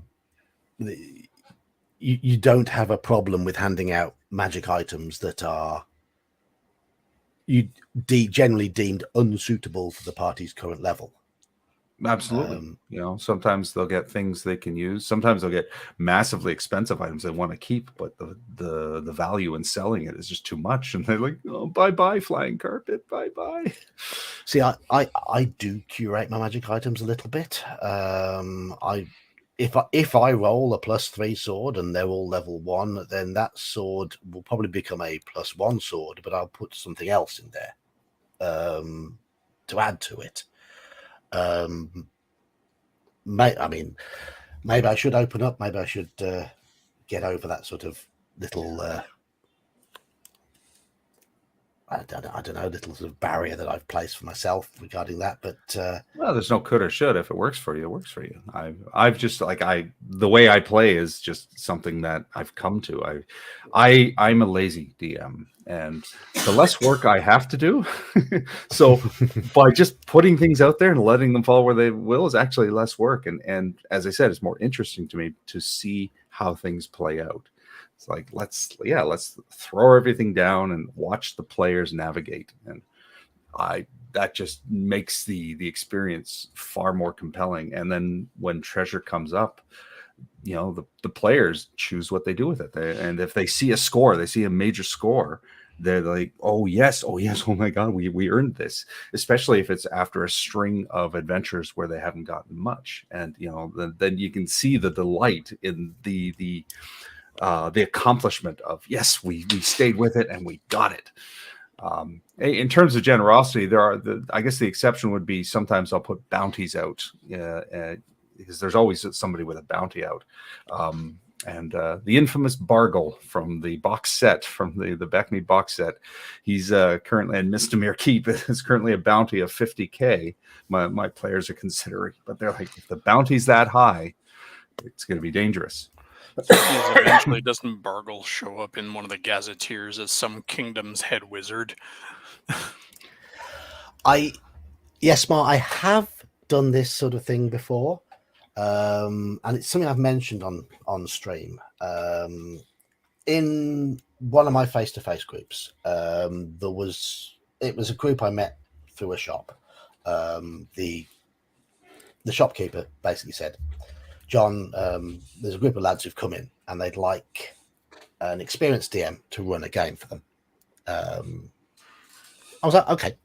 So I ran them through a 5th edition campaign. I introduced them to some 1st edition ideas, and then I ran them through a few 1st edition adventures I'd converted and said to them, do you want to play 1st edition? And I wanted them to take 1st edition a little more seriously because they were used to the ideas of 5th edition where characters are that little bit more powerful, so they can get away being a bit more gung-ho. And one of the players was probably 3 or 4 years younger than the others, and he did have a bit of a habit of having quite a lax attitude towards playing sometimes. And yes, you play to enjoy yourself, and he could troll some of the other players occasionally, and he had a habit occasionally of kicking off fights, and he created himself for the first edition campaign, a dwarven fighter of very little intellect, as in very, very little intellect, and made the character neutral. And I got the general idea that he was planning on being using the stupidity of his character to be a bit of a pain sometimes, and that is what happened. So we got into they got to about level 4. Some characters died, so this dwarf survived, and they got to the end of UK1 beyond the Crystal Cave. And at the end of that adventure, they are given a wish each for successfully solving the adventure. The idea is, baked into the adventure, you need to use some of the wishes to firstly get the people out of the garden who are trapped there, and recover any of your compatriots who may also be trapped in the garden. But in all likelihood, they might be left with 1 or 2. And his character was one of the ones that was left with 1 or 2 wishes. And his exact words were, in quite a childlike voice, because he was playing the character as being stupid, "I want to wish for the bestest hammer that has ever existed." Because he was using Warhammer. So I gave him this little wooden charm with a carved Warhammer on it. And the character gained a level. The hammer grew to be a usable Warhammer. Just +1. But the hammer was intelligent. Much more intelligent than the character. Much more intelligent than the character. The hammer was also neutral good in alignment. And it caused the character's alignment to shift. Or, if anything, prevented the character from doing anything dodgy. And I will admit that I used that hammer to curtail that player a little bit, intentionally. It might not be a particularly popular decision, because I was reining in a player a little bit. I did it on purpose. Your hammer mention reminded me of one of my favorite treasures I ever dropped in a game. So the adventure that the party was on, they had to go to this keep, and the campaign they were after, like 3 great treasures of the kingdom, to kind of bring them back together to kind of, I can't remember what the hook was, but they had to basically get the old banner of the kingdom. They had to get this like magical chest and then a sword together. And so to get the banner, they had to go to this keep that had fallen in battle and witness and interact with this sort of ghostly procession, in which a phantasmal version of the banner was. But the banner itself wasn't the cool magic item. In doing so, they came across the blacksmith's shop in the keep, and in it were an adult man's skeleton amongst like 20 child skeletons. And they looked around and like, what happened here, right? And in there was just an old rusted smith's hammer that was just laying to the side. They all ignored it. And I had written it up ahead of time as that hammer was basically possessed, or inhabited by the spirit of the smith who had died defending the children of the keep in his smithy. And it was a decent magic item, but nobody paid it any mind, because it was just a smith's hammer laying there in the dirt, amongst all these bones. And I'm like, oh. And this is why, as a wizard, you always take detect magic. Yep. You should ping it like sonar. Boo. Hello, Saxius. Hey, man. Hello. I'll just quickly sneak in now that I'm done with my things. Have you been paying attention to what we've been saying on stream, or have you only just joined us? I've only just joined you. I've just finished running a 1-player, 1 DM game. Right. Okay. But going back to your, I mean, did they ever get that hammer, or did they just completely leave it behind? They were focused on the banner and the purpose of the adventure, but I mean, technically the hammer would have been there if they ever went back, but they never went back. So going back to that particular group I was on about, when I first started running 5th edition, they had a bit of a video game mindset, and they pretty much expected loot to be pinged. This is valuable, if it to be obvious. Now, I don't design adventures like that at all. If something's going to be really good and valuable, you've got to work to get it. And they've got a dwarven cleric in that 5th edition party. And I had them in this old dwarven lair that had been overrun with hobgoblins and goblins. And I described a room which had got 2 statues in slightly odd poses. But the statues were obviously of dwarven manufacture, but they'd been defaced by the goblins and hobgoblins. And the party ignored the statues. All they had to do there was pick up on the fact that I described them in odd poses to work out that some of the limbs of the statues could be twisted and turned. And if they twisted and turned them the right way, a secret door would have opened in that room, which had got this beautiful suit of dwarf-made plate armor in it, which I placed specifically for that dwarven cleric. But they paid it no attention whatsoever. None whatsoever. And about 2 or 3 months later, a couple of levels later, the dwarf player was asking about the possibility of getting hold of better armor, because they weren't in a place where there were any blacksmiths, and they hadn't found any decent armor in any loot. And I just said, you should be paying a little more attention to your surroundings then, because you've had an opportunity when you were level 3 to find a beautiful suit of dwarf-made plate armor, but you completely ignored it. Just pay more attention from now on. And I don't mind saying things like that, because I was almost trying to teach them the old school way of really paying attention to the surroundings, and the fact that often a DM will drop in these little descriptions on purpose, because there is something more there to explore. Yeah, that's go ahead, Sactus.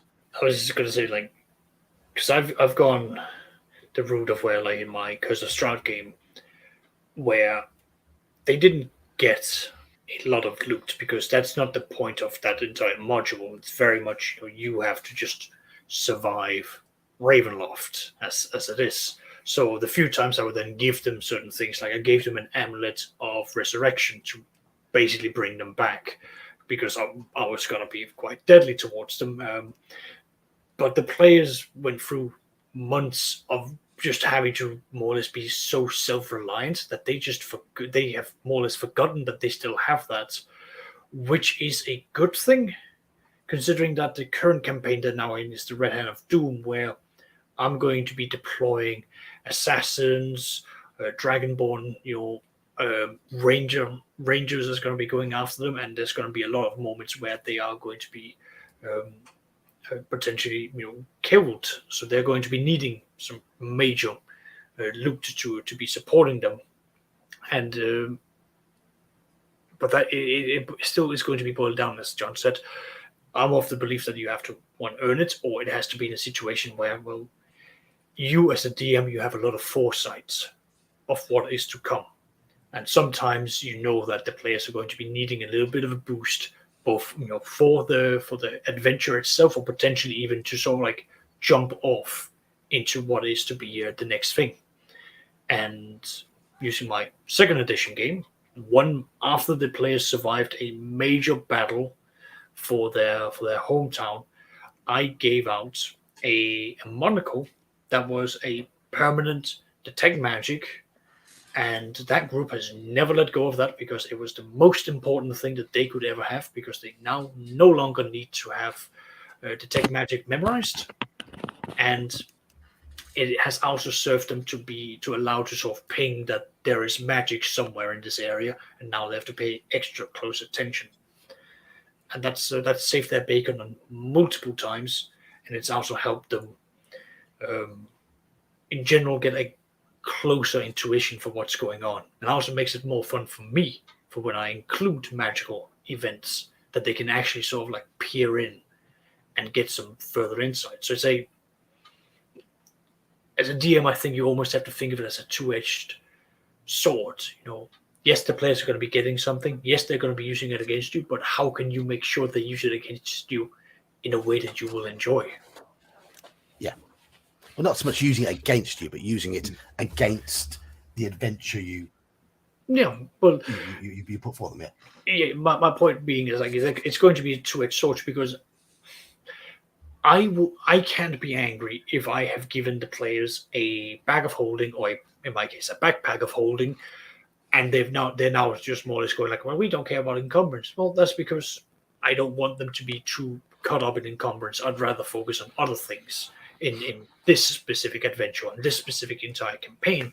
Ergo, I should be enjoying that this has now been putting in there, and I can do something else.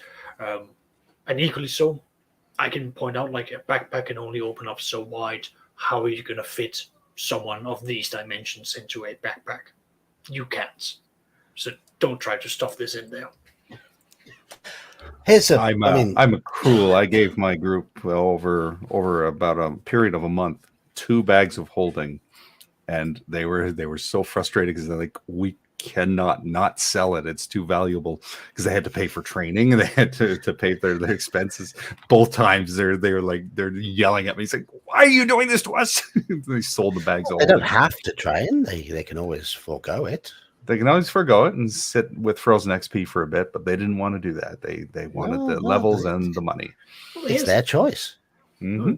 Selling magical items has always been a bit of an odd one for me, because I've never fully gotten my head around how do you put a price onto magic. And that's often where either the players are going to have to... the market for magic items? Yeah, it's always a traveling merchant who happens to have a few large rubies to hand over. Outside of the Forgotten Realms, where magic is as common as electricity is in our world. Well, that has come up, and the way I justify it in my games is, you only get the XP when you finish the adventure and go into downtime. So usually there's going to be several months passing, and so it's a matter of they don't just go to a store and sell it to somebody. They have to spend that downtime finding the buyer and putting word out. And is that a Cthulhu inspired T-shirt you've got on there? Yes, Innsmouth Bait and Tackle. Excellent. Nice. I thought it said Innsmouth. I was just trying to make it out, but excellent. Drink. Excellent. I've got. So you were talking about the favorite treasure you had ever found. As I was driving home, I heard that. Geek would have never seen it because it came out of Expedition to the Barrier Peaks. But you have the opportunity to get the best booze in 12 galaxies. Nice. Pan-galactic Gurgle Blaster. That was a fun one. One question I'm going to put to you all now: has there ever been a magic item that you have regretted giving to your players? Oh, a few. Regretted. I mean, I have been an inexperienced TM thinking, why do we hold back on giving out unlimited wishes? Of course, the group should be given access to this, and not fully understanding what absolute can of worms I've opened up for myself. I've done that because, again, young, inexperienced, I have to learn the hard way. There is one in my current campaign, and that's because I wrote it poorly. It's a tree shepherd's whistle, and it allows them to cast Awaken basically once a day. But I didn't read the Awaken spell in 5th edition right.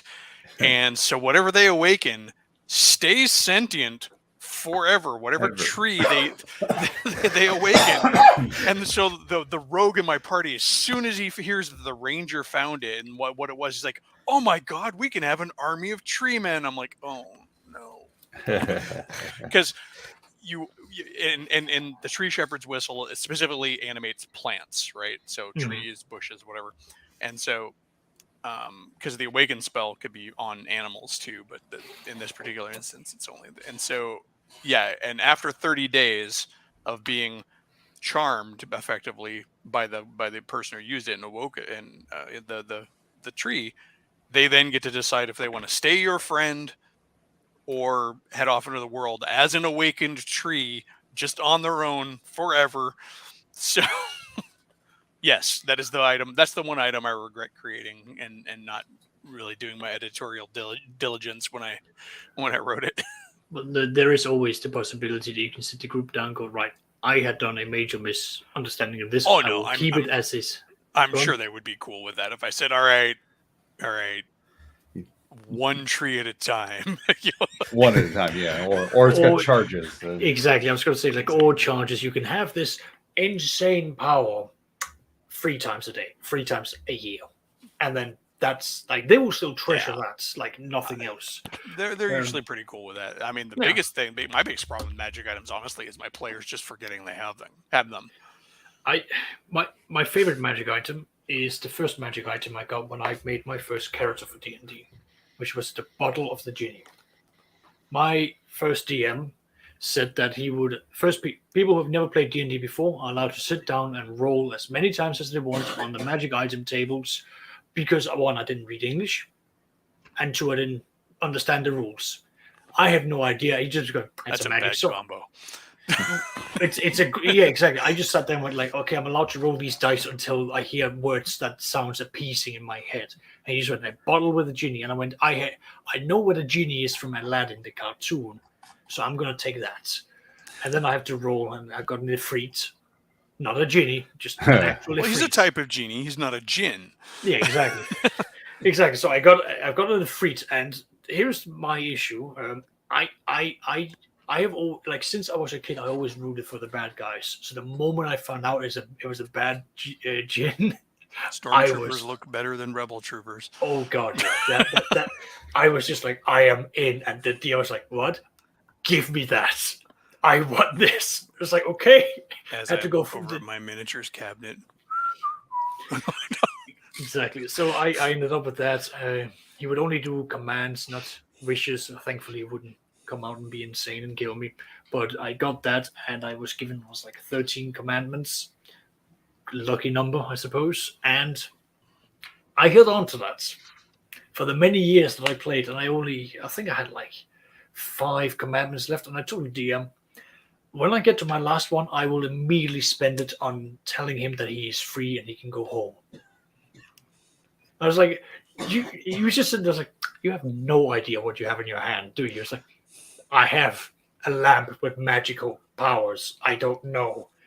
Because I didn't associate any Ifrit with Jafar at the time. I just thought, it's like genie. Mm-hmm. Yeah. And then you unleashed the Desert of Desolation series on your campaign. What are you saying, Halaka?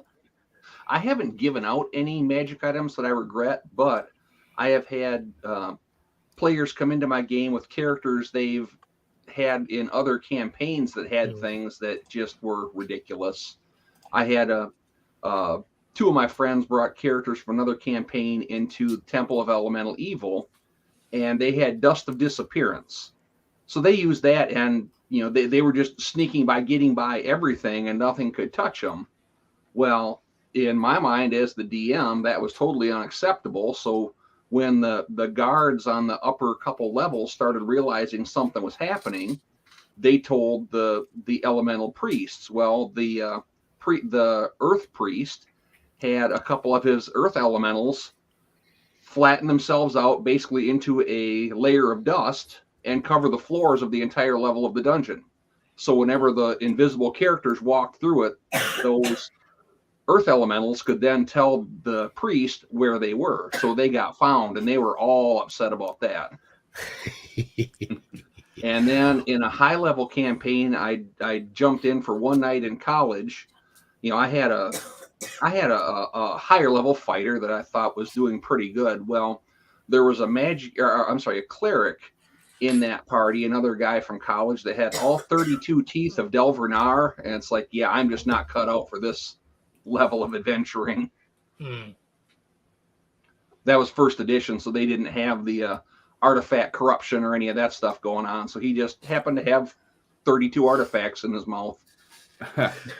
Just bear with me all a moment. I'm just going to go and fetch something for my wife. Yeah, of course. Take care. Behave yourselves. The one item I created for my campaigns way back in the day is a second edition item that was fun because the player who ended up with it was the guy who got stuck with it. You know, they divvied out the treasure, and he's like, and there's this it's magic, and it's a golden feather. And they're like, well, it's got to be something, right? But they couldn't figure out what it was. They didn't have identifier or anything like that. And it ended up being the feather of heinous tickling. Oh. And they used it to beat a dragon because he's like, he sicked it on the dragon, and the dragon was effectively, it's an unsavable Tasha's uncontrollable hideous laughter kind of a thing. And and so like they had tried all these different items fighting this dragon to try and get the upper hand. And he's like, I've got this feather, I'm gonna just try it. He's like, I throw the feather at the dragon, and it started tickling the dragon, and the dragon was rendered incapacitated with laughter. I roll up a lot of cursed items when I divvy out. We're on to cursed items now, are we? Well, I when it comes to loot, like I will happily do like a random roll, generate a random coinage, all of that, depending on the monster and what have you. Sometimes I'll increase it, sometimes I'll decrease it, of course, depending on whether or not it's been a good year for said monster. But whenever it comes to magical items, I like to throw in the little twist of not everything magical has to be good for you. And fortunately for my players, they've also turned around going like, oh, good, we have weapons against the people who wants to hurt us. So what my current group, second edition group, has done is that they have taken all the cursed items and put it in a glass cage. And they proudly show it to everyone who visits and go like, this is our loot cage of magical items. And if any of them cast, detect magic, it's like, it is magical. There is no lie about it. They even got like a sword, like they literally just inscribed as like, it's like a knight who went crazy and went berserk during a battle. They just gave it the fallen knight of battle blah, and just like hung it up there for like anyone to pick up, because if they pick it up, there's a high chance that they'll just go berserk and run off naked into the wilderness. And it's like it's a failsafe. It is literally a trap against invaders. Excellent. How many times do you think the players have had to like walk into like the living room only to find some poor thief who has opened up the cabinets and gone, they ring of invisibility, dunk.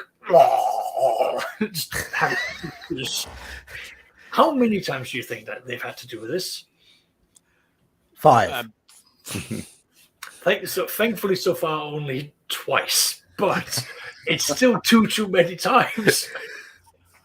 Yeah, I had a player get a hold of a cursed item that he really regretted. When I first described it, it's like several stone rings that are bound with iron chains, and they're rune-encrusted rings, and it looks like you put it on you. It looks like it fits on your arm, and so he puts it on his arm, and then it like basically burned and fused with his arm. He's like, all right, that hurt. He took some hit points damage. And when he used it for the first time, he punched somebody and like did like an additional 2d6 damage, right, with this punch. And he's like, damn, all right, cool. So the next time he got in a fight, he started punching. And every time he would hit with it, he would do a little bit more damage. But then I started having him roll percentile dice. And that percentage kept going up because basically at a certain every successive hit, he would do extra damage, as long as he was using the arm with the bands. But he also had a 5% cumulative chance of going berserk and attacking anybody nearby, and he went berserk on the party when he was charged up to something like 8d6 additional damage in that fist. And the rest of the party's like, "Oh crap!" I almost TPK'd the party without even having to throw anything against him. And when they finally got rid of it, they had to pull his arm off, basically. There were 3 magic items I regret giving to my AD&D group, and they were all ones that were in published adventures. One was a gem of seeing. Right, yeah. True seeing. If they can cast true seeing willy-nilly, it's like, oh God, you can't hide anything. Yes, there's a chance of it failing. Yes, there's a chance of it seeing something that's not really there, but it's very hard to hide anything from them once they've got access to that. So that to me was a magic item that spoiled the campaign. One was, again, Dungeon Land EX1. The Mad Hatter in that has a deck of many things. Mm-hmm. Mm-hmm. I underestimated my party wanting to draw 3 cards each. Which I don't know why you regret that. That's entirely on them. It caused carnage. It just ended they'd already had all their main characters destroyed by the Hall of the Fire Giant King, and this was all their backup characters that now got destroyed by a deck of many things. Everyone who knows what a deck of many things is, they know what they're playing with, and that's fine. They didn't, though. That's the thing. They'd not played AD&D. They were like, it was my own fault. The Mad Hatter said, "Would you like to play a game of cards?" How many cards would you like to take? Anyway, and the third one, probably the biggest, most wrecking, and this was my own fault because in my haste, I misread the range and area of effect of the Wall of Force spell. And they found a wand of force at the end of the Forgotten Temple of Thariston. Yep. And I allowed force fields that were too big. I misread the range and area of effect, and they went against the giants, being able to completely corral groups of giants into corners and all sorts. Yeah. That'll do it. Then I read the rules. I was like, we're gonna be just toning this down a little bit, please. Yeah. In my campaign, right? Oh, go ahead, Elfie. No, you're cool. Go ahead. Okay. In my campaign right now, since I've got one of them that made it to first level, everybody else is still 0. So the things they're finding are pretty low power, but there's a few things they've overlooked. Like they found a box that was the outside was nicely polished oak, and it was 8 inches long, 6 inches wide, and 4 inches high. It had a layer of metal. They couldn't tell what it was, but they could tell by the weight that it had a layer of metal somewhere in it, and then it had like a cushion lining on the inside. And what this was, because we're doing by the rules first edition, this was something where they could put a small magic item, close it. It was lined with lead. That way it wouldn't be contaminated by any other magic they are carrying. So when they finally got it back to town, they could identify it, and it wouldn't be spoiled. And they just, it's a wooden box. It's kind of heavy. We don't need it. So that got left laying. But I like practical magic items. So one of the things that they may be able to find Saturday when we meet next is a piece of rock. It's got runes on it, and it's in druidic script. They don't have a druid or access to one, but if they did, they could read it. And if you put it in water, it will freeze a 1 foot by 1 cubic foot block of ice every 8 hours. And they find this in a town that's been destroyed. They use that in the where they butchered their cattle to make blocks of ice to keep meat cold. But it's something that could have all sorts of different uses later on. I think someone mentioned earlier, I think it was earlier on here, about putting water in a lock and freezing it so that it bursts the lock open. That was on my MERP video. That's okay. Yeah, I saw. Yeah, somebody. I watched that today. So yeah, and that's the kind of thing they can do with it. But I mean, anything that needs to expand. I mean, if they get a pair of boots that are too tight, they can fill them with water, drop this rock in, it'll freeze, it'll stretch out the leather, and their boots will fit better.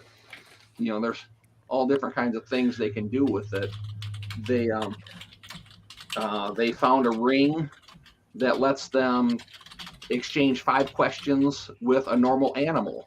That was something that the veterinarian had before he was killed in the flood, and he used that to talk to animals he was treating. Where does it hurt? What does it feel like? I'm going to touch this spot. Don't bite me. And did this treatment work? Do you feel better? So that they're all very basic things, and I'm hoping to see them come up with creative ways to use them. Yes. Well, that's what you want to see with these sort of low-powered magic items, the seemingly low-powered magic items. That magic items that don't have obvious whiz-bang effects. Right. Force the players to think, "Wow, how can we use this creatively?" And that's question. Yeah. Because have you already covered when you have a group that is at a certain level, let's just say they're level 7, the character dies, and a new character is introduced. How have you already covered what your rulings are for new characters coming in, either equal to or around that level area, and how you deal with that kind of loot or introduction of them coming armed? We haven't, but I can tell you my own rule is all characters start at level 1, and the party can do with the dead character's equipment whatever they want. Right. So if they want to give a first level character these items from a 7th level character, then it's totally up to them.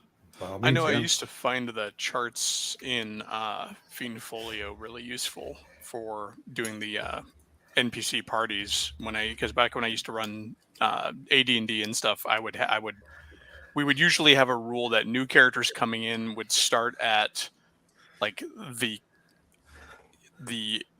minimum XP allowance for 1 level lower than the rest of the party, because we didn't want to slow things down. I mean, we did sometimes play with your first level, and so I would have them roll on those charts for what a party member might have, an NPC party member might have to reflect their adventuring career before they got to before they joined the rest of the party. That's how I would handle the higher level characters coming in. Yeah.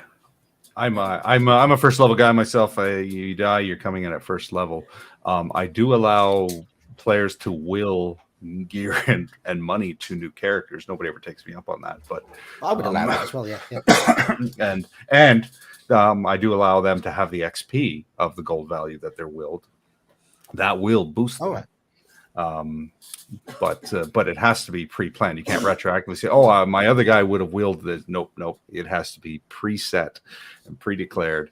And if you died with some gear on you, you have to. You're under the honesty of your companions to get the stuff to your new character too.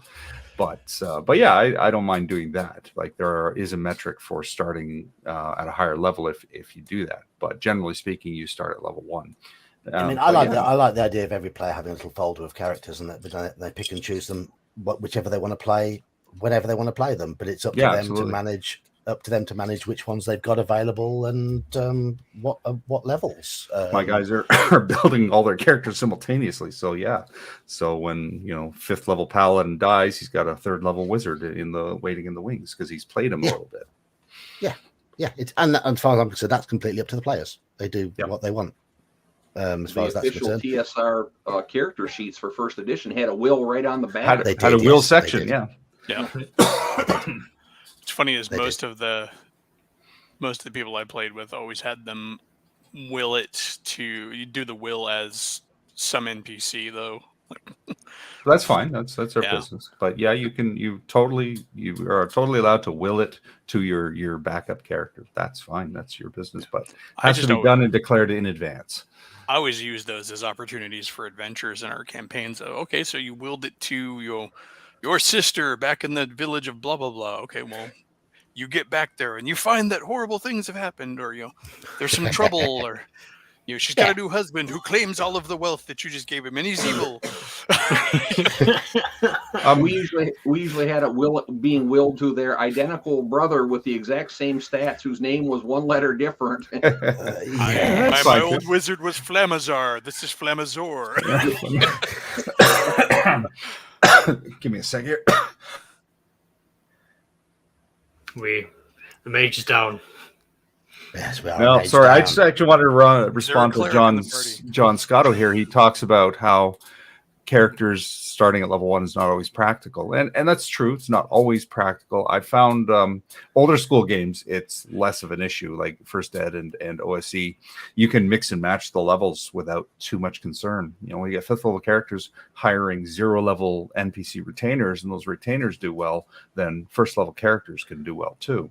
5th Ed changes that a bit. 5th Ed, the characters do generally need to be similar in level. That's just by the design of the system. That started really, pretty much I was going to say 3rd edition is when that sort of thing happened. The way the numbers exploded. When that dragon can have 35 armor class. Oh, good heavens! My first time playing 3rd edition, literally it was because they had started me at 8th level, and they gave me a guy with a +20 to strike, and say, "Oh, great! I rolled 19. I had a 39. You miss." I mean, what? What? What? How is it even possible? But no. Another comment about John Scotto made about magic items and the magic items with negative effects seeming like a weird, wasteful use of magic. Mages responded to that, and so did I. But I don't think that was it. Very few of those were ever intended to be like that is what they were made for. Maybe like if you wanted to work it into a plot, a magic ring that's cursed with a negative effect might have been done as a gift for a king and spelled his downfall when he went to the field of battle. It was given to him as a trophy by the evil queen that was his bride, whatever, but a lot of them are like failed magic or just magic gone bad. That's the other thing too, is there was always that old concept of deteriorating magic over time as well. Like the dead iron stones. Yeah, or in some cases, it's I even recall some of them, and I know I've written some of them like this, where their negative effects are only negative to the wrong wearer or user. Mm-hmm. Like an infernal item might be totally fine to use for an evil cleric, or if some demon has it in his possession, but for a regular person, it's gonna suck. And they could also be made by powerful demons and devils to try and impose their will upon the pathetic humans that occupy the prime material plane. Mythology is full of just gods and demons doing stuff just to screw with people. So even then, like you can still also have like the crazed cults where they want to, not only acquire magical items, but they then believe in tinkering with them and then releasing them back in, because some of them, at least the way I run with magical items, is there's a history behind most items of magical property, because it's a legend that's building up around these items. And some might want to go like, well, I want to destroy the legend of the warrior of the banking hills. So I will find his sword and I will literally, defile this sword itself, and then his legend will die out because now the sword will become a useless thing. So there are, evil characters that will go out to do this against, what would be considered otherwise decent equipment. The rogue in my campaign thought it was a good idea to try and take the giant black iron mace that was drooling, festering, smoking ichor from the hands of the slain cult leader, and is like, he's like, I'll pick it up. I'm like, all right. So he picks it up and it's like he's immediately like hungering for souls and like gets flashes of a world where he's standing upon a pile of the dead, and he's like, I want to put it down. I'm like, it's not that easy, man. No. Oh, great. Yes, Mario, you've just summoned Cthulhu. Oh, now we're all dead. I mean, Sanity check. I for one. In my Go on. Oh, in my MERP game, the group have found a clearly dodgy looking sacrificial dagger that was used to put an innocent young girl to death by this insane priest hailing originally from Angmar. And the party haven't dared touch it yet. As for what it does, I haven't decided. I haven't got a clue. I just put it in there pretty much on the spur of the moment. So I thought it'd be nice. I haven't decided what it does. But so far they've got it carefully wrapped in cloth. They've made sure their skin hasn't made contact with it yet. It's wrapped away. It's tucked away out of sight. But they're keeping it safe so that no one else can get their hands on it. But we'll have to. I've come up with some ideas as to. I know my what party ended up carrying around the trapped spirit of an evil, of an undead priest, in an item for about 2 adventures, because they went out there, they got rid of this guy, and then on the way back they ended up having a couple of adventures on the side. So like constantly, can't let this thing break, because they knew he had already possessed people, and that's how they had to catch him. They had to find who he had possessed, get him to come out of the body with the item present, and then trap him in it. Sort of think of it like kind of Ghostbusters ghost trap style, right? And it was just a jar, a magical jar that was, stoppered up properly. They're like, so dainty, like whoever's got the jar, stay out of combat kind of thing. But it was just a jar. Oh no, it was a jar with the soul of an evil priest in it that had been possessing people. But the magic item was not some like indestructible prison. It was a magic jar that could store souls, and they had to carry this thing around for a couple of short little side quests, all the while worried that it was going to break open and release this possessing spirit that had already caused them no end of trouble. So no, I was like one of the items that my second edition got their hands on was after they were attacked by a small group of Onis, or ogre mages. They got a hold on basically the samurai war mask, which then has the whole fear aspect that will then radiate out, which it's perfect for the warrior, because for the fighter, because he wants to be that kind of intimidating factor in the group. And then when he had to learn how to recharge the abilities, that he had to bathe it in milk that was where he would then give droplets of his own blood and blood of his fallen enemies under a full moon with these things, and chant out these dark words to sort of like inspire the whole fear back into the mask. The other the wizards in the group just went like, this is an evil item, and they were just looking like, we have an evil item.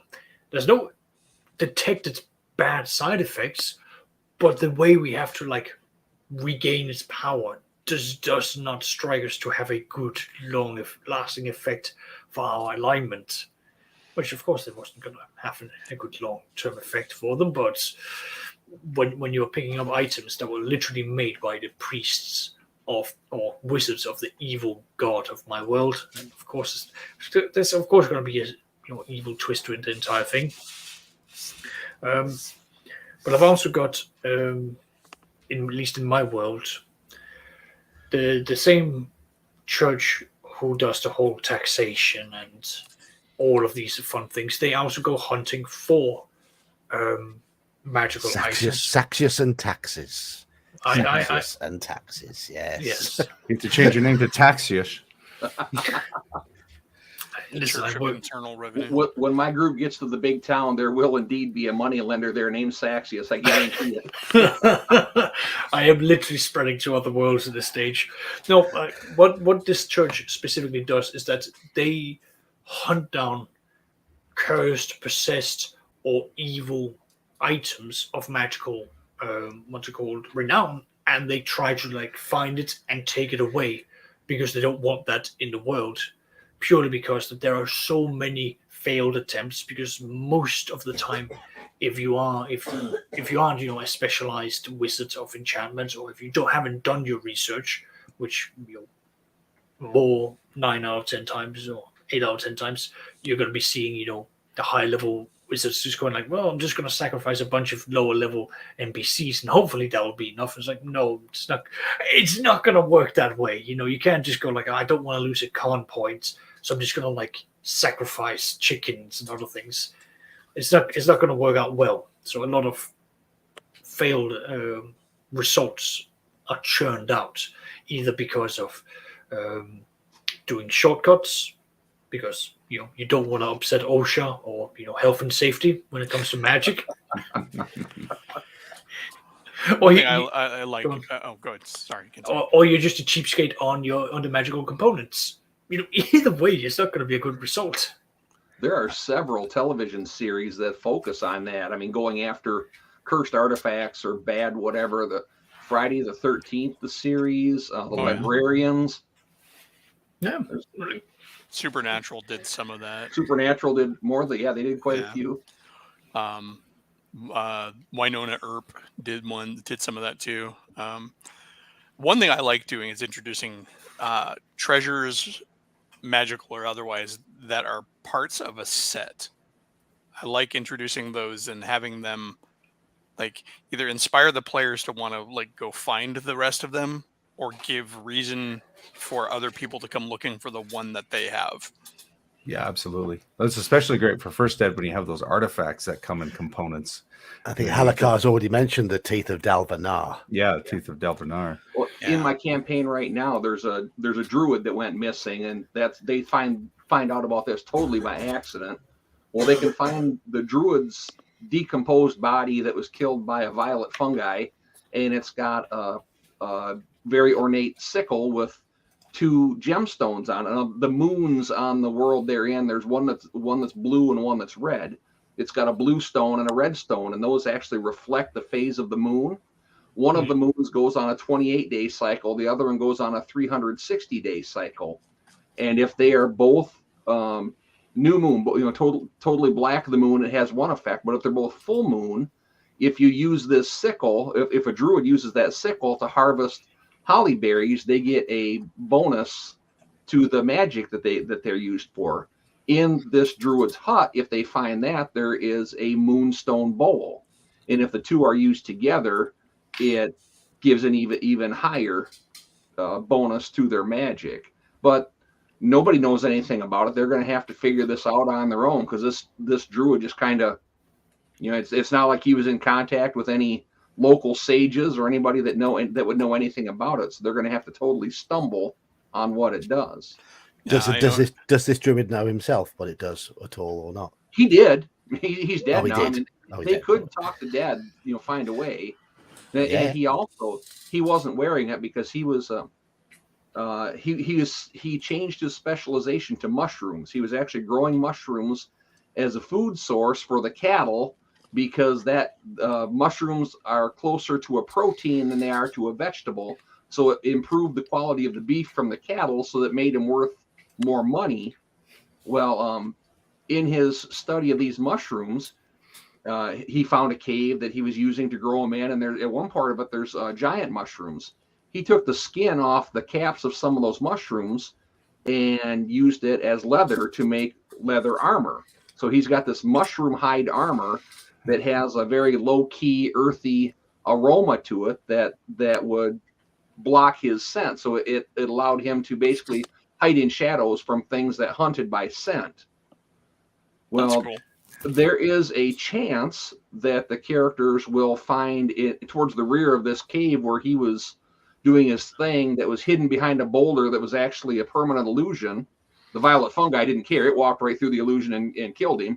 But if the characters get back to the back of this cave, there's a pond that has basically a water slide. And if they go down this water slide, they will come up in a much deeper cave that has myconids in it. The myconids recognize the scent of the giant mushrooms that this armor is from, and will adopt that character as a cousin to their clan. So they will have one of the tribe. They will have underworld contacts. Hippie mushroom men. That's good.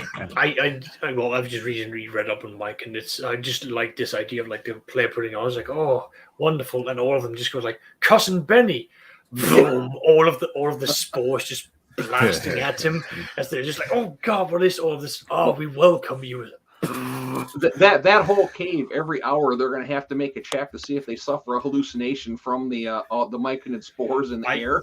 I remember reading this, Alika, and I have given you nothing but applauding, going like, yes, this is wonderful. I like this. The room with the giant mushrooms, the caps are 5 foot high, so they can either crawl underneath them or go over top. And if they go over top and they stand too close to the edge, or if they weigh too much, they can tip and drop the characters. So if they end up in combat getting chased back to this room, it's a whole new combat dynamic for them to deal with. That for me, it just thinking about the possibilities is awesome. Now the players are going to get there and go, "What's this crap?" When I mentioned my one player that decided this campaign wasn't for him, he also plays in the online group I'm on, and I was telling some of them about how I'm doing a class on spreadsheets, and we had one for compound interest. So I'm doing a cumulative armor and weapon deterioration if they don't oil and sharpen their swords and all that. And I was mentioning that, and he's like, "Oh, I'm so glad I quit that campaign when I did." It's like, yeah, you just suck. You don't want any of the fun stuff. You've got me hooked, Alika. That's and the thing is, they don't know this because they are so used to not talking to the townspeople. The blacksmith there will be happy to tell them you're going to need to oil that chainmail. That sword is going to need to be sharpened and waxed and all this other stuff. But they're going to learn hard lessons for not asking for help. Yeah. In my campaign, I have 7 wizard coins that are out there, and they're commemorative coins, basically. Commemorative coins. They're all basically the 7 wizards that survived this great magic war in the past. Each got one of these, and individually, they're just effectively like a good luck charm. They impart in 5th edition rules. They impart the lucky feat onto the person while you have it. One of my party members has one of them and keeps forgetting that they have it. But they also know that the big wizard who's in the area is one of those wizards. He's identified the coin that they're carrying, but hasn't taken it away from her.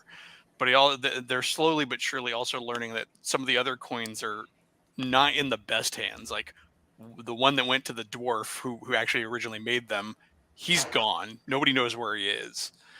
The one that went to the elves was made part of the of this one elven kingdom, was made part of their crown, and that crown was stolen, and that's why the elf king there went mad and hates all the other outsiders because he feels that somebody came in and stole his crown.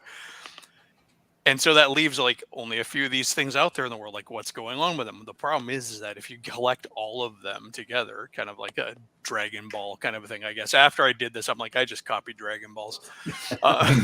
There's enough power of fate combined between all of them to give you a wish, basically an unlimited wish spell. And I'm like, so that's a big plot point that I can unfurl later on, or yeah. Now, I had the evil campaign we had. You're talking about artifacts and things that are part of a series.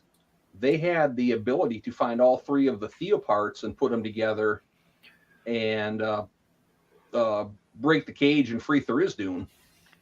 That was my priest's goal. First thing he had to do was reassemble all 666 of the gems, and that would lead him to the first artifact. Yeah, I mentioned earlier in the stream that one of my players in one of my games had a sword with the wrong pommel. Well, the sword itself was pretty nifty as a magic item as it is, but if it got the correct pommel for it, it outpowered basically. So his character would not have to get rid of his family's sword to get a better sword later on. He just have to find the other part that made it complete. So if any of my characters find a sword pommel, the first thing they're going to do is play Thundar and pretend it's the Sun Sword. yeah. And then they're going to learn it's actually the Sun Sword. That was the campaign that I was really sad to see stop, because like that character had decided that he had this grand quest to unite all the northern baronies to become a single kingdom, and like it was like had this grand plan. He really wanted to go to kingdom play, realm play, and I'm like, but that campaign just fizzled. I had one person quit, and then I had another person get angry, and then time slots changed. So yeah. Now, how about non-standard loot items? Like my Myconids, they have no use for coins. Their means of exchange are increasingly rich blocks of fertilizer. So I mean, the characters might find room with stacked blocks of beetle dung. Farmers will pay for that. Yeah. Well, I present you with 1,000 ingots of dried bat guano. I mean, I've had recently my second edition where I had an NPC literally go in. Well, it was an NPC follower, and my players, being my players, decided that no, we're going to put him through interviews. Of course you are. So he came in there and basically went, I have a plan. You have a priest in your party. It's like, yes. Why don't you go out and bless the fields? Because it's a priest of agriculture and animals. And they went, why? I was like, holy grass, cows, holy shit. Like, where are you not seeing this? And blessed fertilizer. Exactly. So the entire group just sat there. It's like, oh, good God. How long have you waited to say that? Oscar was like, from the moment I learned he was going to be a cleric of agriculture, that is when I had this entire thing planned. So that was this one follower's entire pitch of hire me. I've got jokes, please. Praise the life coming from the rear end of the cow. Praise it! I know. I developed. That sounds like a Futurama plot.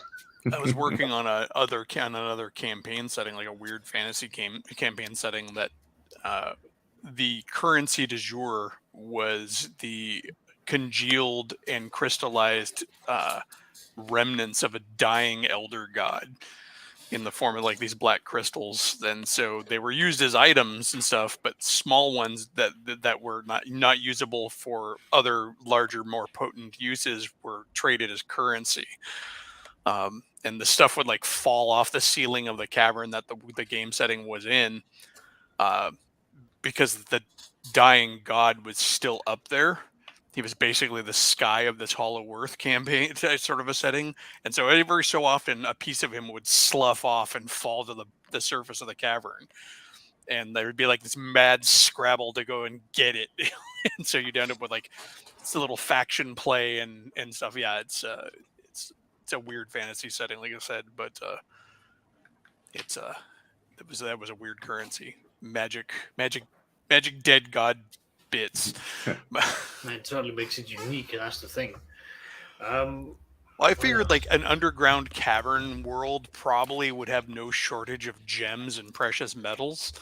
So, mushrooms would be the currency down there. You can have great fun with different types of mushroom.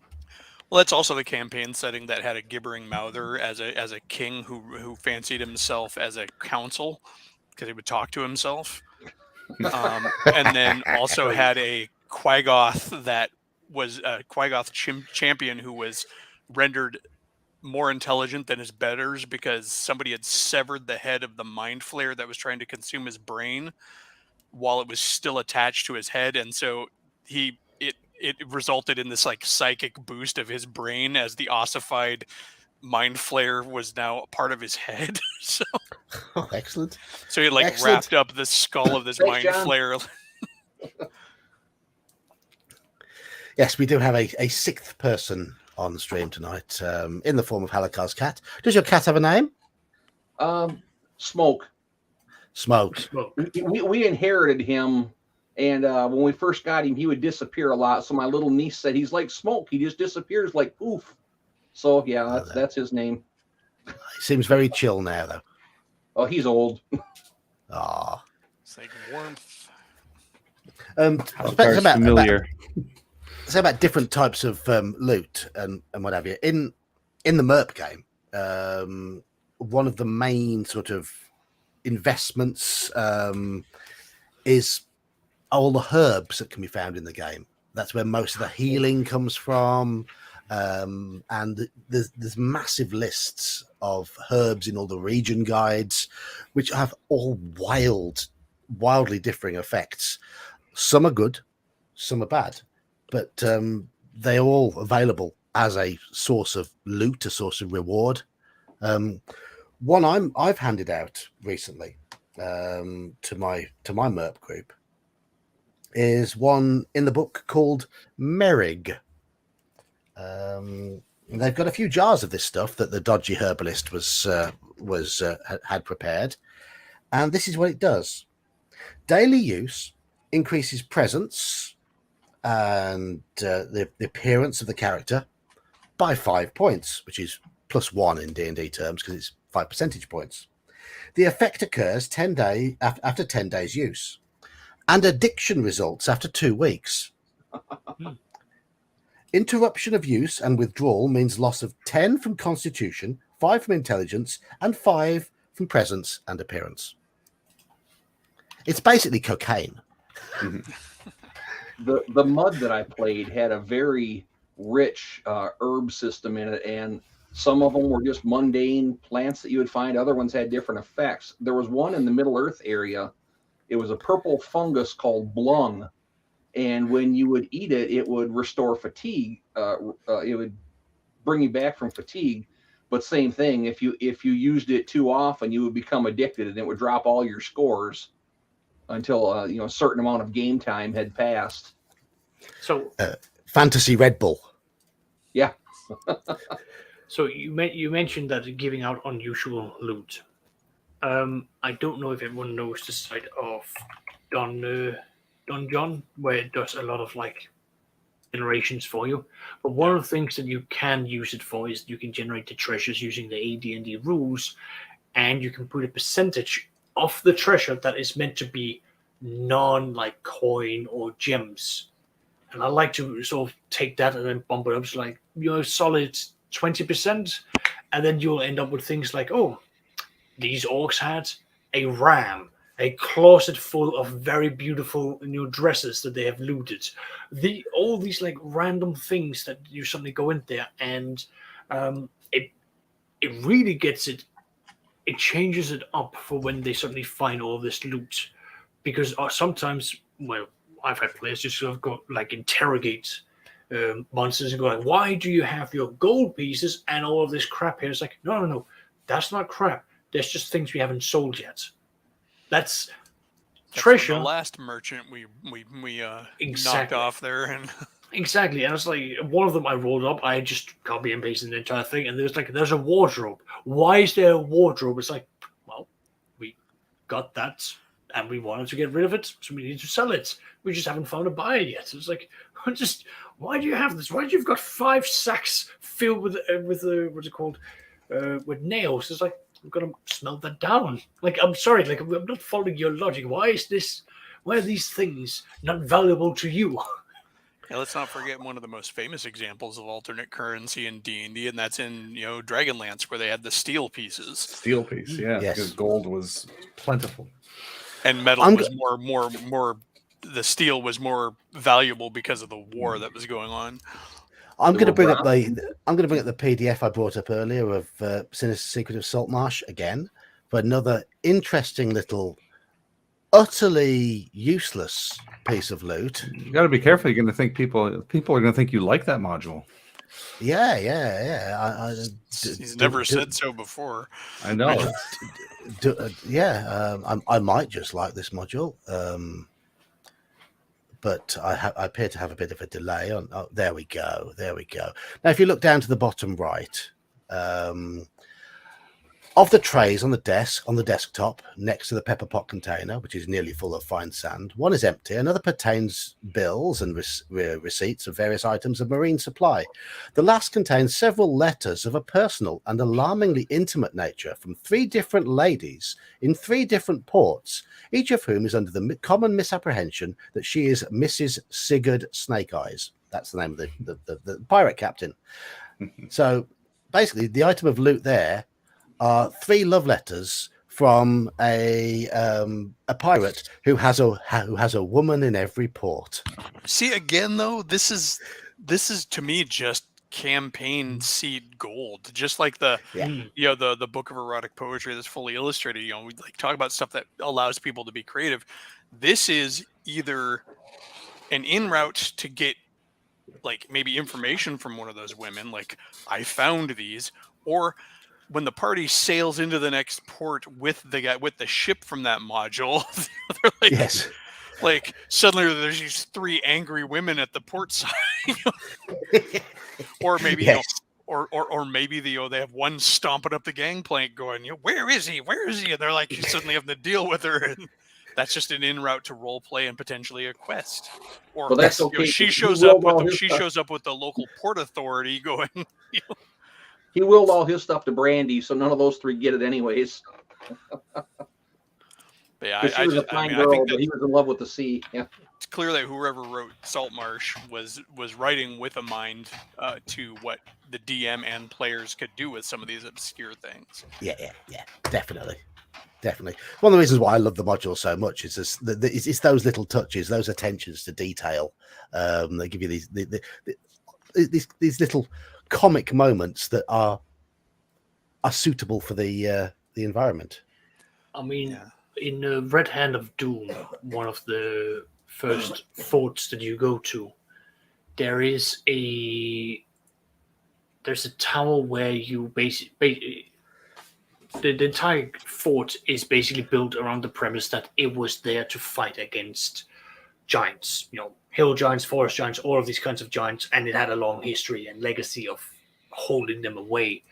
And ultimately, it was attacked during a very bad storm by giants, and the giants more or less managed to destroy the tower and the fort. But you can find inside the tower the diary of the Lord Commander of that fort up until and during the siege of the giants, all the way. And if you find one of the hidden compartments, you can actually go down to the hidden treasury of the fort, where you will find the body of the commander, where he's clutching his side from where he was hit by basically branches of a tree that went through one of the walls, and he's trying to go down to get a healing potion to save himself, and he ultimately bleeds out. But that's like where you then have like this entire footsteps of like why this is such a hated place by giants, and why it's such an important site for the kingdom, and why you find the skeleton down there.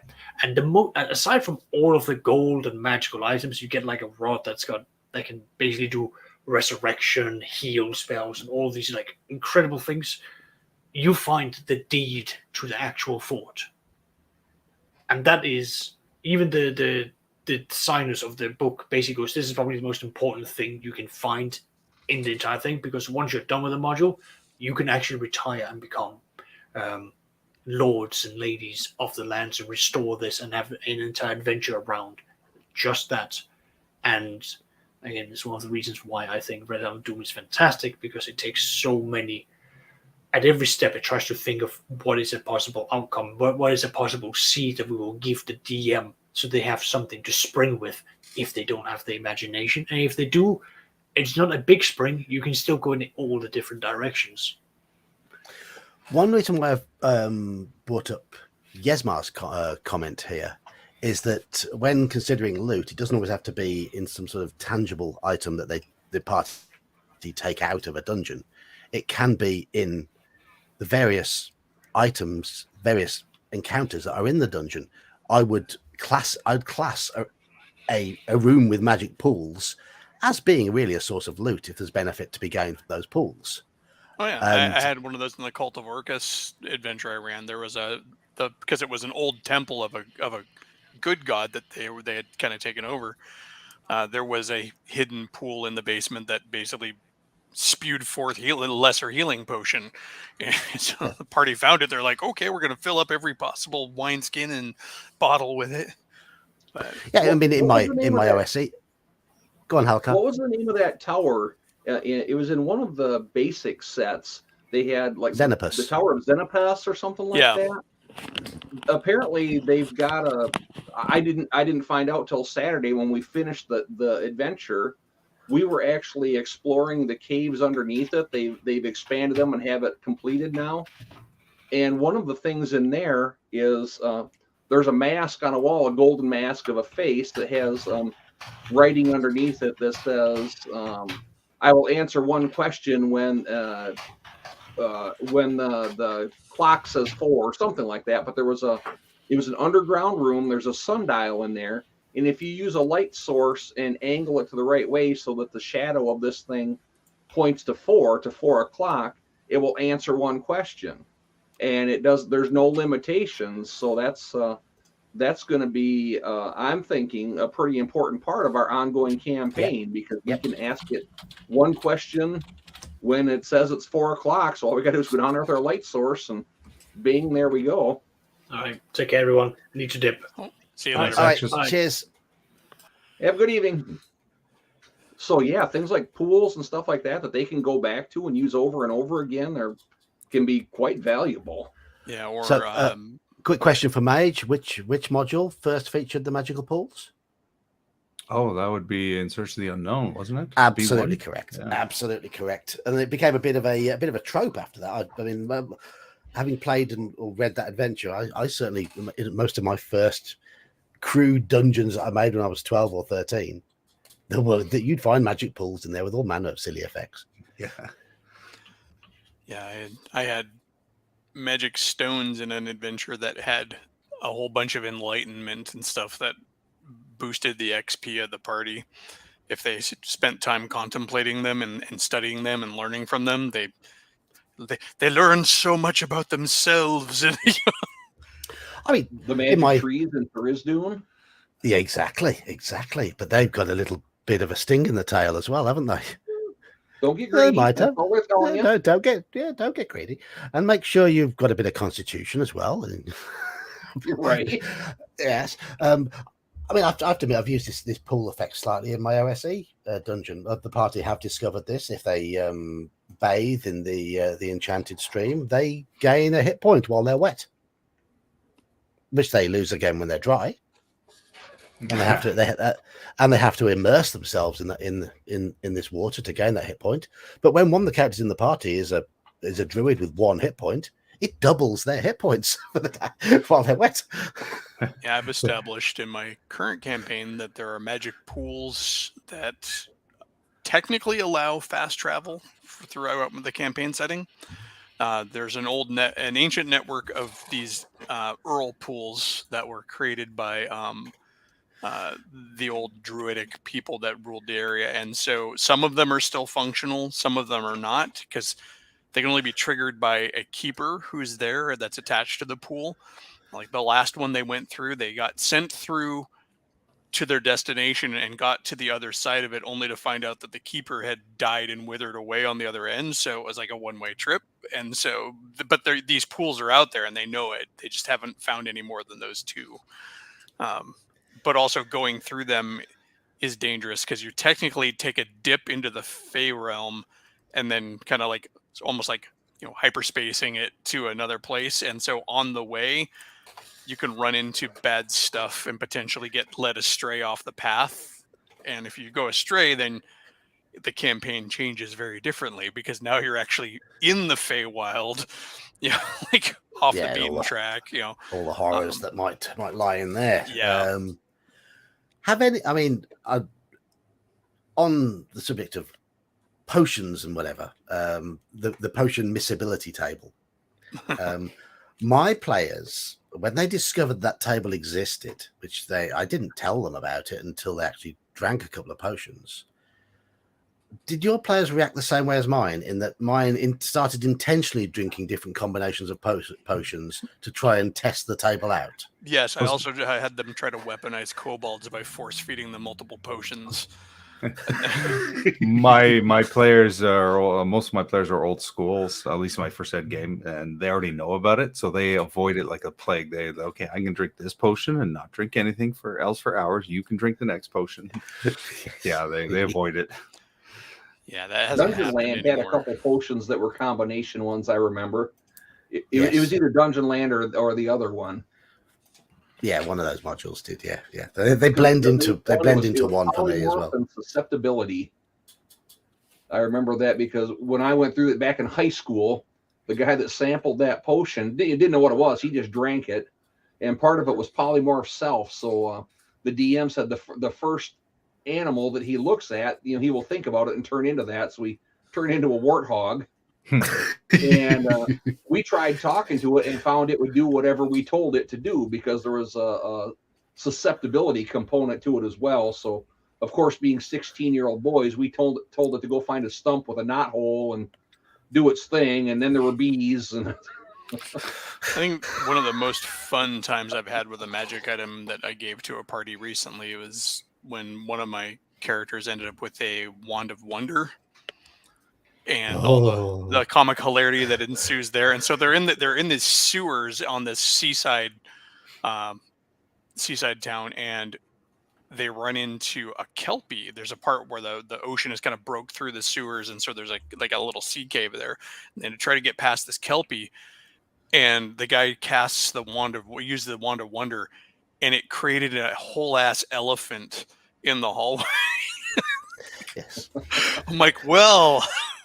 That's just, they basically dropped this elephant on this kelpie, and like everybody scrambled away. But he was always using that thing. Operation Dumbo Drop.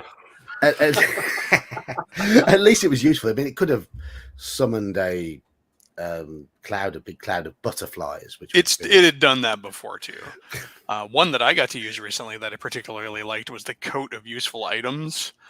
Yeah. That one was really great. That's the campaign I was playing in before I had to go. Like the first adventure, the first encounter, I'm like, boom, 2 mastiffs. Just like, all right, 2 mastiffs, go fight for me. And I rolled that one twice. So I still have 2 more mastiffs in reserve because those 2 died.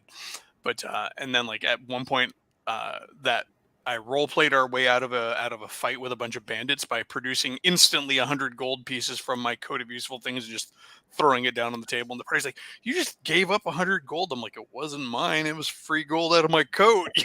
It's like, but it's also got things like a window in it. And so what's the cleverest use of a magic item you've seen from your players? A coat of useful items, again, in a campaign I ran back in the day. They were fighting this titan, and they were having a hard time getting through his armor class. So in that game we were playing it was a 2nd edition game when the book for non-standard character races came out. So the whole idea of the campaign was everybody was a weird race. We had like a lizard man and a siren and a centaur and all these things just adventuring together, right? And so the centaur had earlier in the campaign found a set of wings of flying. So now he was basically a Pegasus centaur cruising around, and is totally wild, crazy. So I acknowledge that. But anyways, the siren had taken to riding around on his back and stuff most of the time because she was too lazy to walk. Would he go around counting people then and what they do? Because a centaur and a Pegasus become a census? No, he did not, and the joke did not occur to us at the time. But the use of the coat of useful items, they had started making the siren wear the coat because of modesty, because she just wanted to walk around naked all the time. Because we were also like 13-year-old boys, so they're like, wear this coat so we could stop getting weird looks when we go into town. So the flying centaur carries her up into the air against this titan. They had found a magic item, and it had long been established in our campaign that destroying magic items was explosive. And so, because all the magical energy was released, and so they had used the window in the coat to make a window through his breastplate, the Titan's breastplate, to expose his meaty bits, and then threw like this artifact relic in there, and then destroyed it and blew up the Titan. So totally over the top. Looking back on it, it like reads, very immature, very like, but Yeah. talking about fun, creative use of magic items. It's still to this day, when that item comes up, I can't help but think of the question: can the window be put in anything? And therefore, can I put a window in a monster? I mean, the one I've mentioned a few times on the stream is when my party used a folding boat to take out Lareth from the village of Homlet. That was very clever. But the one that really struck me as being an absolute potential adventure breaker was my party had got the Book of Infinite Spells, and it opens up to a random spell and has a percentage chance, if that spell is used, of turning the page. And the next page can be blank. And then turn the page again. Next page can be another random spell.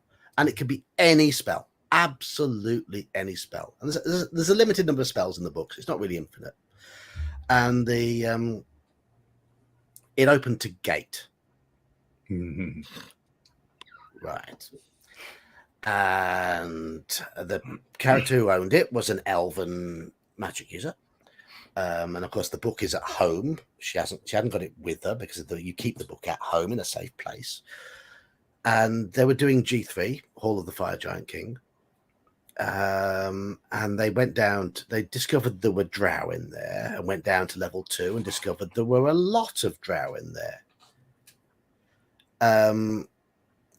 And at this point, she decided she would use Gate.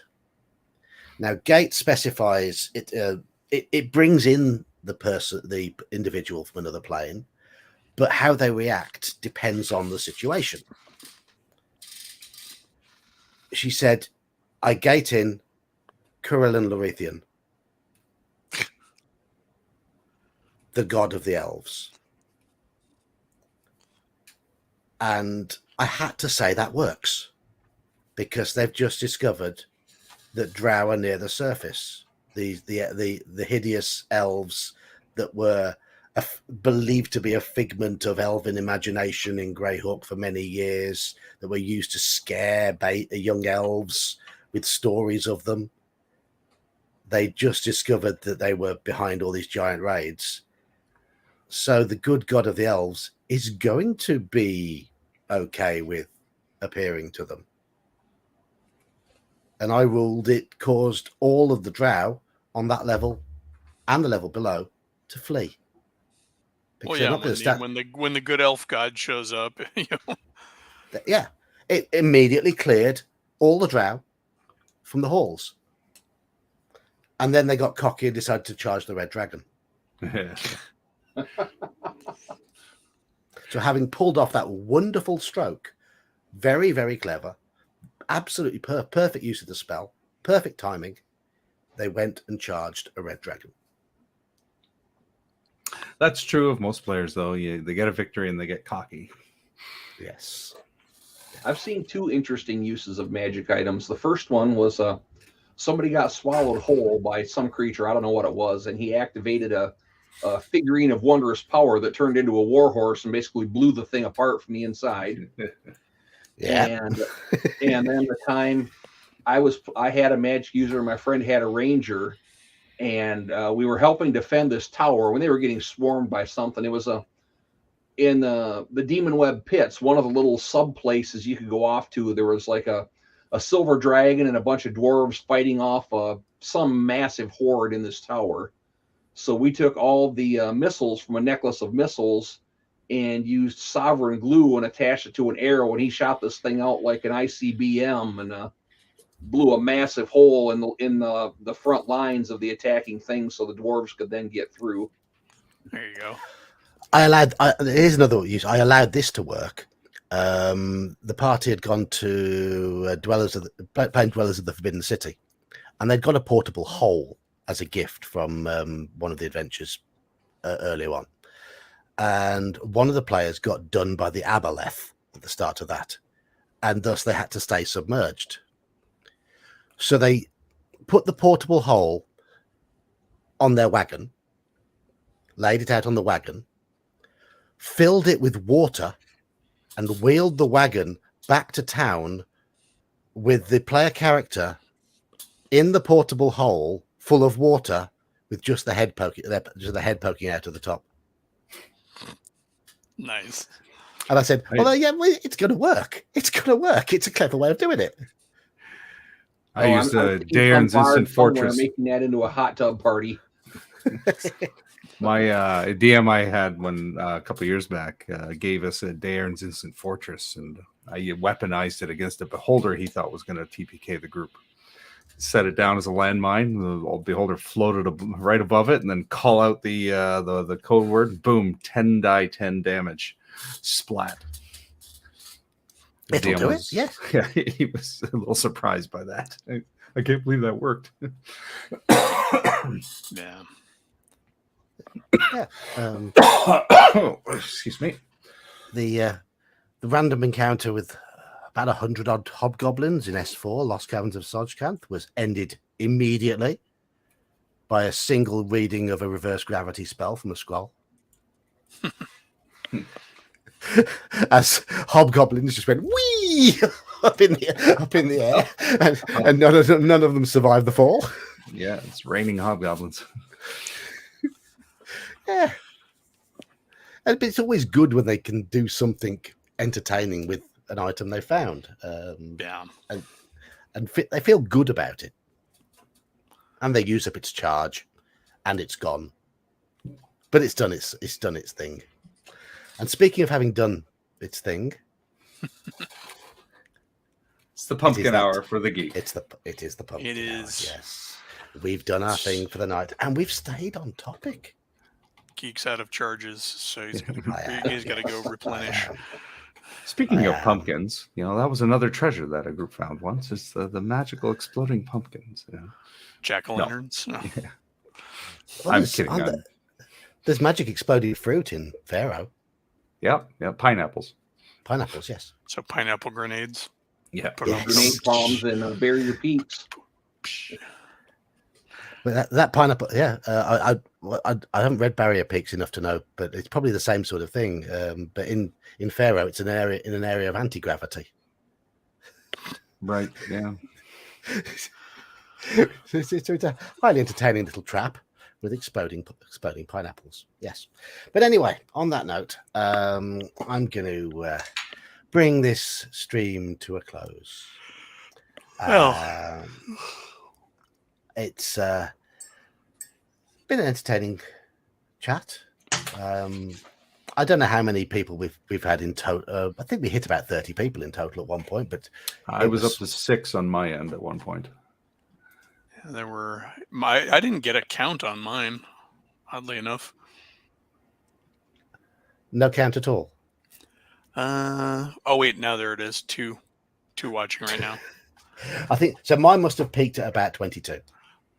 I was looking in the wrong place. I was looking where you would normally see it, and when you're operating StreamYards, as opposed to where it's going to show on YouTube. So I haven't looked. I don't have YouTube on when I'm doing this because my computer's old and slow, and it would shudder and blow smoke. But hopefully, I'll have a new PC soon. Unfortunately, the PC I was going to get from one of my players, it was doing me an old gaming PC. It has more problems than he thought. It hasn't used it for a long time, so he's going to do me mates rates on the bits. And he said if you just pick up a as cheap a gaming case with an okay motherboard in there as possible, he'll give me the decent bits to put in there. So hopefully I'll be able to run a few better games and maybe stream some of them. We can all play along. We shall see. But thank you to everyone who has joined us tonight. Saxus has been and gone. We've got Halakar's popped in again this week. Nice to see Halakar and Smoke. But you haven't got a channel, have you, Halakar, to shill? No. Just a cat. Just a cat. Yeah. Just a cat. Hello. Smoke's RPG meows. There you go. If Elfbait and Mage's Musings, thank you for joining us. If you'd like to shill your channels, take this opportunity. Elfbait is the channel, and I do streams on Sundays in the morning, 10 a.m. Central Time. Which is proving to be a very annoying time for me at the moment because it's clashing with my kids' football. But I tried Mondays, and Sundays worked better. So, well, yeah, you ignore me. Just go with whichever suits you and as many people as possible. Trade-offs. I mean, with Sundays, I'm never going to get the Dungeon Minister. That is true. That is true. And I'm Mage's Musings. I do game recaps, I do theory crafting, and general silliness. Currently working on Night Below Chapter 9. I recorded it shortly before coming onto the stream, and I'll start the proper editing tomorrow. So hopefully up this weekend, time permitting. And I must say, probably the best review I've seen of the D&D movie as well. 2 weeks too late. I had written it. I had written it 2 weeks ago. Then I got sick and I couldn't record anything. And it's like, oh, even that was somewhat painful to record. I had to take coughing breaks. But at least your voice was a little deeper than usual. Yeah, but the Demi-Lich voice is easier to do than the Wizard's voice when the throat's not cooperating. A little bit more subdued. Yeah. But everybody in chat, support these guys' channels. Support my channel as well if you're currently lurking in their chat. Share the love, share the likes, share the subscribes. Get all our numbers up. Play the algorithm.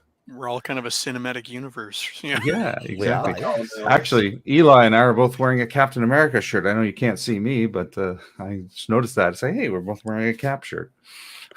I don't own a Captain America shirt, I'm afraid. Do they make a Union Jack shirt? You can be a Captain Britain. Yeah. Wear a Captain Britain shirt. Or Captain Britain. As they say, those are two of the nationalist heroes. To be honest, I mean the only remotely nationalist top I've got is I've got an England football shirt, which I only tends to come out when the England football team are playing. Well, it should be reminded that I am Canadian, so I'm not doing anything nationalistic with a Captain America shirt. But there's Captain Canuck. He's an actual character. He is, but I don't have any big old Captain maple Canuck leaf on his chest. paraphernalia. Yeah, or you can at least wear Guardian, from Alpha Flight. If you want to be cooler. What's his superpower? Squirt this sweet syrup at people. I think Captain Canuck is literally a copy of Captain America. Yeah, but just like Union Jack is kind of a copy of Captain America. Yeah, he uses politeness and good manners to force the bad guys just to give up on their own. Power word, sorry. Power word, sorry. Sorry. Pardon me. Sorry. Pardon me. Excuse me. And he always queues as well. Never pushes in to get past queues to get at the bad guys. If there's a group of people outside, he'll always wait in the queue. Jeb Gordon's mentioning Wolverine too. Wolverine, the character's Canadian, but was created by an American.